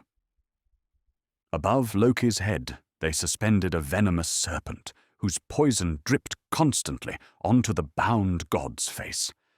The venom burned like liquid fire, causing agony that made even the trickster's shape-shifting nature cry out in anguish. Only the devotion of his wife, Sigyn, provided any relief from this torment, for she sat beside him holding a bowl to catch the poison drops, leaving his face only when the bowl grew full, and she had to empty it.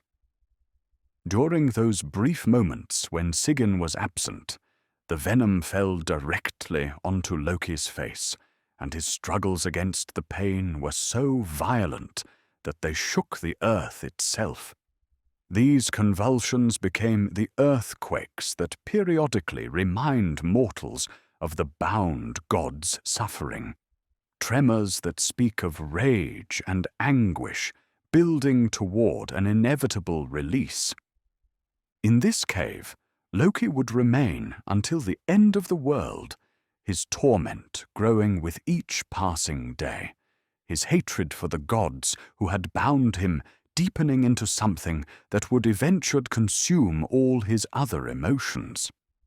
The trickster who had once used his cleverness to serve the gods, albeit in his own chaotic way, became their implacable enemy, plotting revenge that would encompass the destruction of everything they had built. The binding of Loki marked the beginning of the end times, though the gods did not immediately understand the significance of what they had done. They had removed from their midst the force of creative chaos that, for all its dangers, had also served to renew and revitalize their static perfection. Without Loki's unpredictable influence, their realm began to grow rigid and brittle, like metal that has been worked too long without the tempering that comes from controlled stress. Signs of the approaching end became more frequent as the years passed. Winters grew longer and harsher, with less time between them for the earth to recover. Morrigan birds, harbingers of battle and death, were seen more often in the skies above Midgard.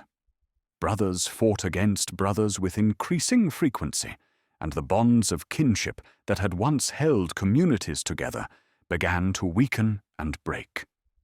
In the realm of mortals, a great winter began, one that would last for 3 full years without any spring to break its grip. This was Fimbulwinter, the mighty winter that would herald the final end of all things. Snow fell continuously, and the sun's light grew pale and distant, as if the star itself were dying. Wolves grew bold and hungry, ranging closer to human settlements, their eyes reflecting a savage intelligence that spoke of supernatural influence. During this terrible winter, the moral order that the gods had established began to collapse entirely. Men broke oaths without shame, fathers fought sons, and the sacred bonds of hospitality were violated as survival became the only law that mattered. The world of humans, which had once been a source of pride to the gods, became a realm of chaos and despair. In the sky, the wolves that had always pursued the sun and moon began to gain ground on their quarry. Skjöll, who chased the sun, and Hati, who hunted the moon, ran faster and more fiercely than ever before, drawing closer to the lights they sought to devour. The days grew shorter and the nights longer, as the celestial hunt approached its inevitable conclusion. Even the great tree Yggdrasil began to show signs of distress. Its leaves, which had always been green and vibrant, started to yellow and fall. The springs that nourished its roots ran less clear and strong, and the creatures that lived in its branches grew restless and fearful. Nidhöggr, the serpent that gnawed at the tree's roots, worked with increased fury, sensing that the time of ultimate destruction was approaching. The Norns, who had always been able to read the threads of fate with perfect clarity, found their vision clouded and uncertain. The patterns they wove spoke of endings rather than beginnings, of darkness rather than light. Even they, who understood the nature of destiny, better than any other beings, seemed shaken by the magnitude of what they saw approaching. In the realm of the gods, Heimdall kept ever more vigilant watch from his post at the Rainbow Bridge. His eyes, which could see across all the worlds, perceived movement in the outer darkness, shadows gathering beyond the light of the established order. His ears, so sensitive they could hear wool growing on sheep and grass growing in meadows, caught the sound of weapons being forged in secret places, of armies assembling in the wild lands beyond civilization. The gods themselves felt the change in the very air of Asgard. Their halls, which had always been filled with light and laughter, grew quieter and more somber. Even their great feasts seemed subdued, as if some essential joy had gone out of the world along with Baldur's light. They spoke more often of old times, of the glorious days when the worlds were young, and their future seemed unlimited. Odin, whose wisdom encompassed past and future as well as the present, understood better than the others what was approaching. He had traded his eye for knowledge at Mimir's well, had hung himself from Yggdrasil's branches to learn the secrets of the runes, had journeyed to the realm of the dead to question ancient spirits. All his accumulated wisdom pointed toward the same inevitable conclusion. Ragnarök, the doom of the gods, was approaching. This knowledge filled the All-Father with a desperate urgency to prepare for what couldn't be prevented. He sent his ravens, Hugin and Munin, on increasingly frequent flights to gather information about the gathering forces of destruction. He walked among mortals in disguise, testing their courage and loyalty, seeking those who might stand firm when the final battle came. He spoke long hours with the Einherjar in Valhalla, preparing them for the war that would require every ounce of their skill and bravery. Yet for all his preparation, Odin knew that the outcome of Ragnarök was already fixed by fate itself. The gods would fight with all their strength and skill. They would perform deeds of heroism that would echo through whatever came after. But they would not be victorious in the traditional sense. Their defeat was not a failure, but a necessary transformation, the price that must be paid for the world to be renewed and reborn.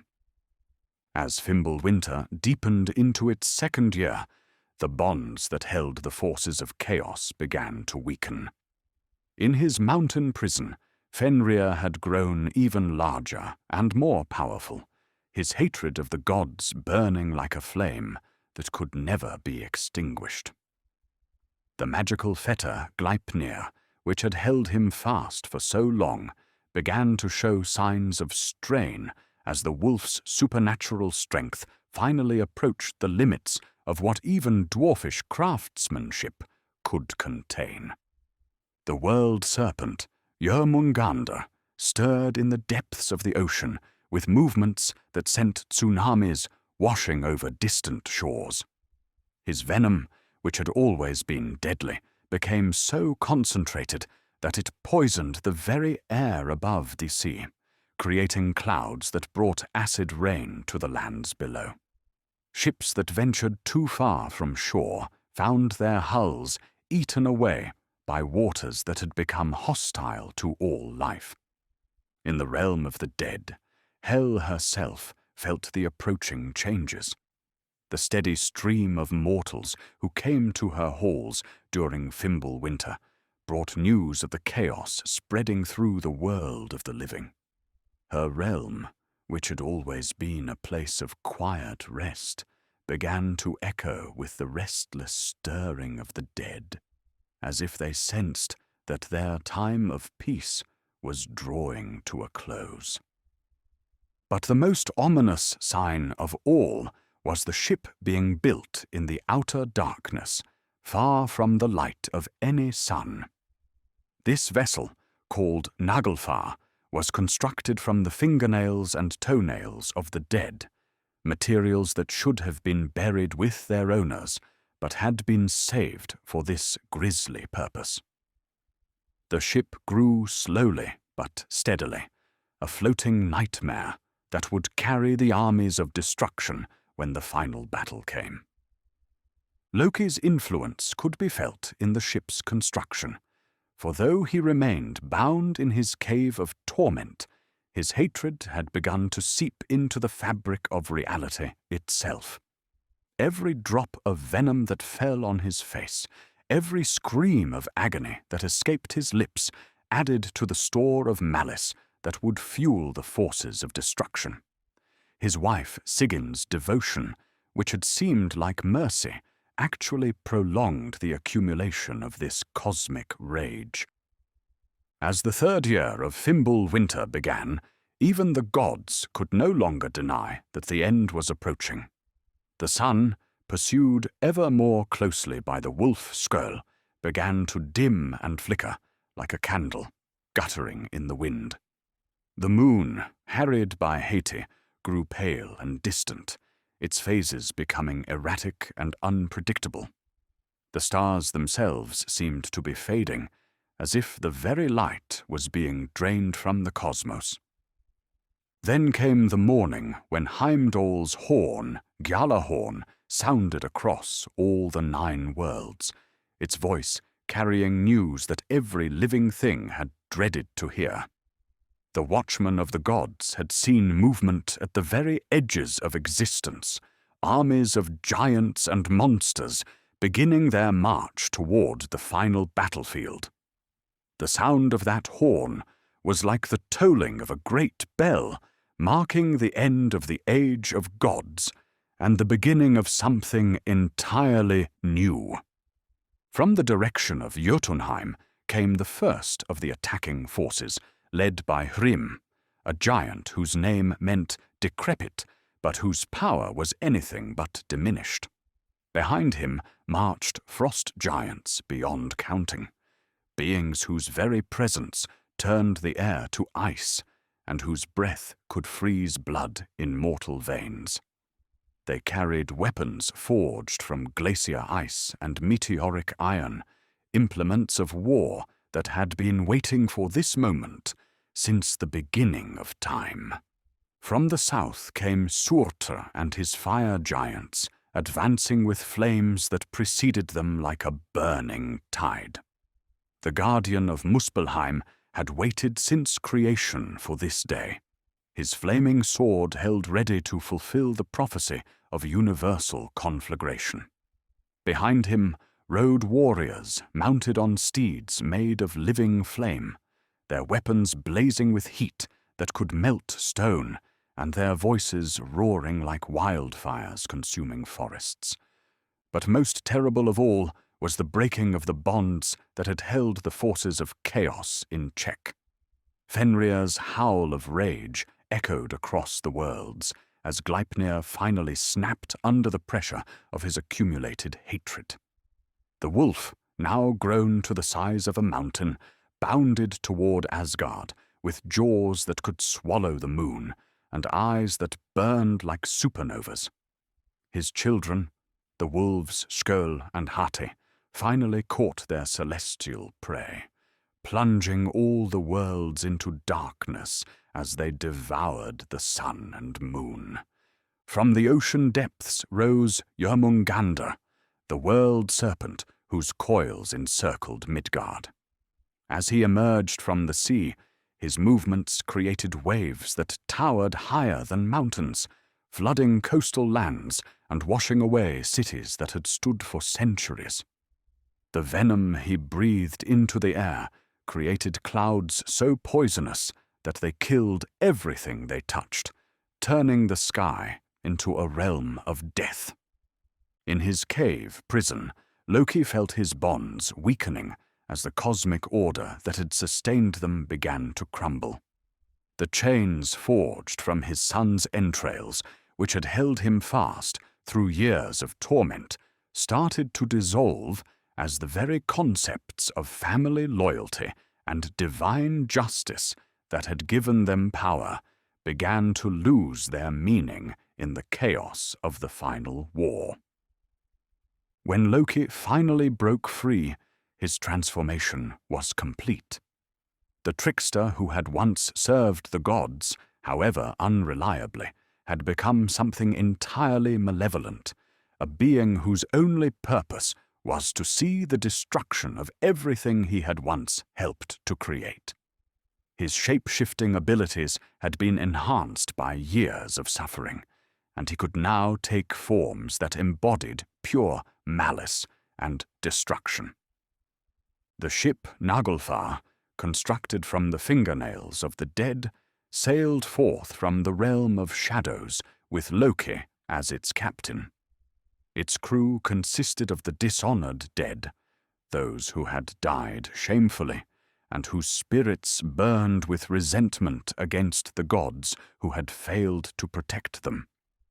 The ship itself was a thing of nightmare, its hull glistening with an oily sheen that reflected no light, its sails woven from the hair of the dead, and filled with the wind of their last sighs. As these forces converged on the rainbow bridge Bifrost, Heimdall prepared for his final duty as guardian of the gods' realm. The bridge itself began to crack under the weight of so many hostile forces crossing it, its rainbow colors fading as the light that sustained them was consumed by the surrounding darkness. Yet still, the watchman stood his post, determined to defend Asgard to his last breath. The bridge shattered just as the armies of destruction reached its far end, its fragments falling like colored rain into the void below. But the damage had already been done. The forces of chaos had reached the very gates of Asgard, and the final battle could no longer be delayed or avoided. On the plain called Vigridr, stretching 100 leagues in every direction, the armies assembled for the last battle that would ever be fought. On one side stood the gods and their allies, the Aesir and Vanir united as they hadn't been since the ancient war between their tribes, the Einherjar warriors from Valhalla, whose courage had been proven in countless mortal battles, the light elves whose magic still flickered in the growing darkness. Opposing them were the forces of primordial chaos, giants of frost and flame whose power predated the creation of the worlds, the dishonored dead who sailed in Naglfar under Loki's command, monsters and serpents whose very existence was antithetical to order and civilization, and the great wolf Fenrir, whose hunger could never be satisfied. Odin took the field, wearing golden armor that caught what little light remained in the darkened sky, riding Sleipnir into battle one last time. In his hand he bore Gungnir, the spear that never missed its target, while on his shoulders perched Hugin and Munin, his ravens who would witness the fall of gods and carry word of their deeds to whatever realm might rise from the ashes. The All-Father sought out his destined opponent, the great wolf Fenrir, whose hatred for the gods burned fiercer than the fires of Muspelheim. When god and wolf met in combat, their struggle shook the very foundations of existence. Odin fought with all the skill and wisdom he had accumulated through ages of rule, his spear striking with unerring accuracy, his tactics honed by countless battles. But Fenrir had grown beyond any natural creature's size and strength, fed by years of rage and the supernatural power of his giant heritage. The wolf's jaws, which could have swallowed mountains, opened wide, and consumed Odin in a single bite, ending the reign of the All-Father and the age of divine governance that had shaped the worlds since their creation. Nearby, Thor engaged in his final battle with Jörmungandr, the world serpent whose coils had encircled Midgard since the ocean's formation. The thunder god's hammer, Mjolnir, rang against the serpent's scales like the sound of mountains colliding, each blow sending shockwaves through the battlefield that knocked warriors from their feet and split the ground beneath them. Thor's strength proved sufficient to crush the world serpent's skull, ending the threat that Jörmungandr had posed to ships and coastal settlements throughout the Age of Gods. But even as the serpent died, it exhaled a final breath of venom so concentrated and deadly that not even Thor's divine constitution could withstand it. The thunder god managed to take 9 steps away from his fallen enemy before the poison overcame him, and he fell dead beside the creature he had destroyed. Freyja, the bright god of fertility and growth, faced Surtr in single combat, but the battle was hopeless from its beginning. Long ago, Freyja had traded away his magical sword to win the hand of the giantess Gerda, and now he faced the guardian of Muspelheim armed with nothing but an antler. His courage was magnificent, but courage alone could not overcome the disparity in their weapons. Surtr's flaming blade cut down the god of growing things, extinguishing forever the force that had made crops flourish and animals multiply.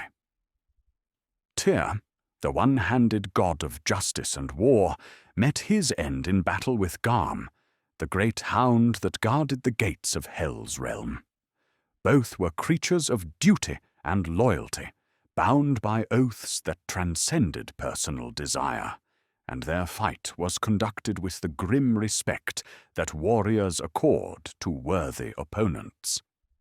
Tyr's skill with his remaining hand proved equal to the hound's supernatural ferocity, and they slew each other simultaneously, their blood mingling on the battlefield where justice and death met as equals.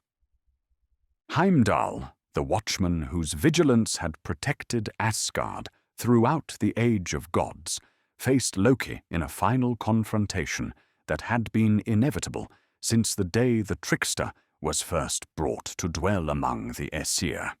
Their battle was fought with weapons forged from concepts as much as metals, order against chaos, loyalty against betrayal, the force that preserves against the power that destroys.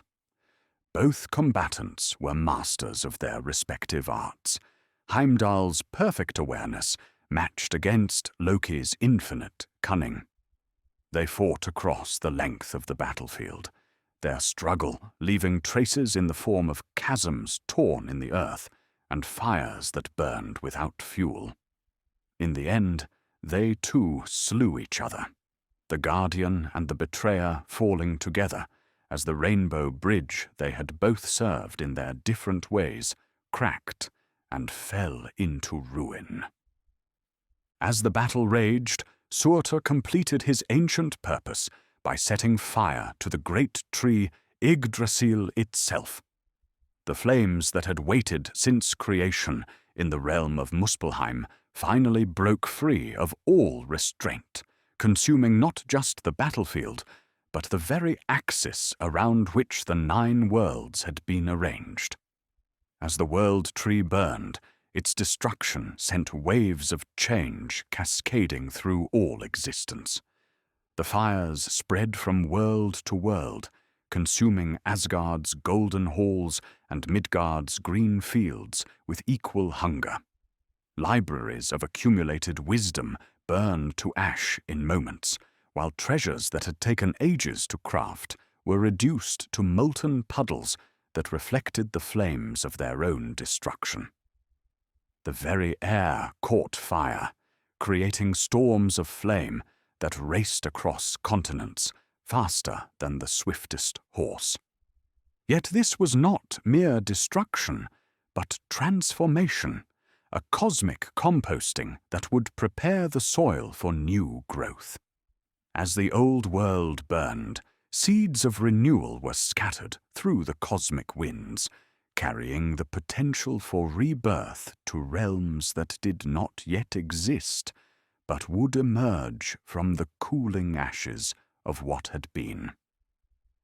Some few beings survived the cosmic conflagration, protected by destinies that reached beyond the end of the current age. Vidar, Odin's son, who was known for his thick shoe and his eternal silence, avenged his father by tearing apart Fenrir's jaws with his bare hands, his grief giving him strength that surpassed even the great wolf's supernatural power. Vali, the god born to avenge Baldur's death, also endured the flames, as did Modi and Magni, Thor's sons, who inherited their father's hammer when its handle finally cooled enough to touch. In a secret grove that the fires could not reach, protected by magic older than the gods themselves, two mortals named Lif and Lifthrasir slept through the destruction of their world.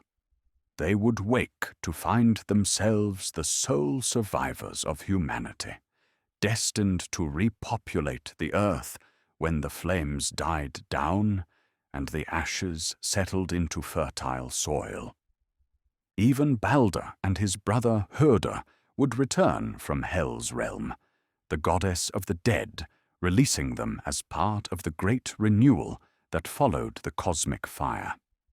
Their resurrection symbolized the return of light and the healing of old wounds, the possibility that even the greatest tragedies could be transformed into sources of new wisdom and compassion.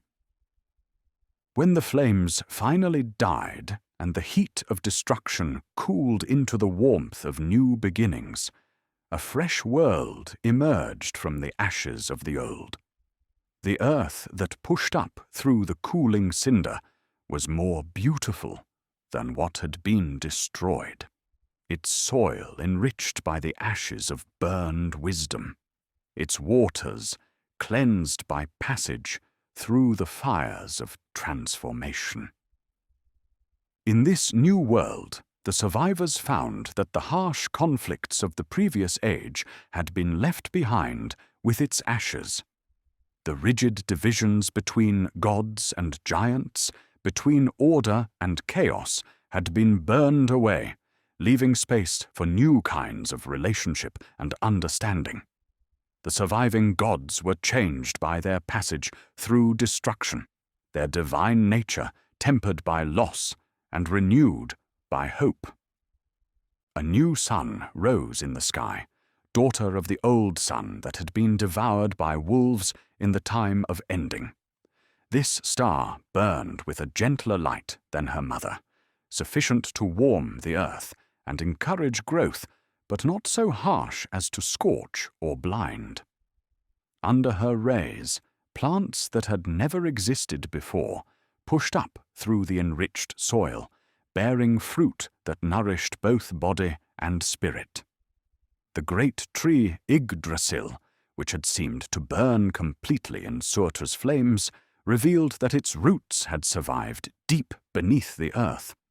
From these ancient foundations, a new world tree began to grow, its trunk straighter and stronger than before, its branches reaching toward realms not yet fully formed, but full of potential for wonders that had never been imagined.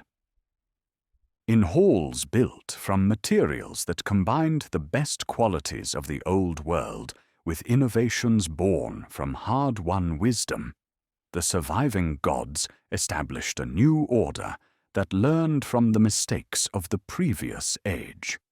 They ruled not through power alone, but through understanding, their authority based on service rather than dominion. The new humanity that descended from Lif and Lifthrasir inherited both the strengths and the accumulated wisdom of their predecessors, but they were free from the bitter hatreds and ancient feuds that had poisoned the previous age. They built their settlements with respect for the natural world, their technologies designed to work with rather than against the forces of growth and renewal. Most remarkably, the new world included beings that had never existed before, creatures that embodied the harmony between opposing forces that the old age had never achieved. These new inhabitants were neither fully gods nor entirely mortal, neither completely orderly nor entirely chaotic, but something unprecedented that drew strength from balance rather than dominance. As the ages turned and the new world found its rhythm, stories were told around fires that burned without consuming, tales that preserved the memory of what had been lost and what had been learned. The Great War of Ragnarök became not a story of defeat, but of transformation. A reminder that even the most terrible endings could become the seeds of beautiful beginnings. Children who had never known the harshness of Fimbulwinter or the terror of cosmic war listened to these stories with wonder, learning from them both the price of wisdom and the rewards of courage. They understood that the peace they enjoyed had been purchased through sacrifice, that the beauty of their world had grown from ashes of sorrow mixed with hope. In the evening light that painted the new earth with colors that had no names in the old tongue, when work was done and the day's growth measured and celebrated, the storytellers would speak of one thing more. They told of how the cycle might turn again, how even this beautiful new world contained within itself the seeds of its own transformation, how ending and beginning were not opposites, but partners in the endless dance of existence. The wind through the new leaves of the growing world tree carried these stories to realms not yet discovered, where beings not yet born would someday face their own choices between preservation and transformation, order and change. And in that wind, those who listened carefully could hear the echo of ancient voices, gods and giants and heroes whose sacrifice had made possible all the beauty that followed their passing. So the story comes full circle, from the gap that gaped before creation to the promise of renewal that follows destruction. Around the dying fire where this tale began, the embers glow soft and warm, their light reflecting in eyes that have traveled far through realms of ice and flame, through time itself, from the first frost to the last dawn, and beyond into the eternal spring that waits on the far side of winter. The storyteller's voice grows quiet as the flames sink low, and in the peaceful silence that follows, you can hear the whisper of snow outside the walls, the breathing of the wind through timber, the soft settling of wood ash in the hearth. These are the sounds of a world at rest, a cosmos that has found its rhythm after long struggles, and in their gentle music lies the promise that all stories, no matter how dark, can end in light. Sleep comes easy after such tales, for the mind that has traveled through the destruction and renewal of worlds finds peace in the knowledge that change itself is not to be feared, but embraced as the force that makes all beauty possible. In dreams, the rainbow bridge shimmers again, across a sky washed clean by rain, and Baldur's laughter echoes through halls where the fire never dies and the stories never end.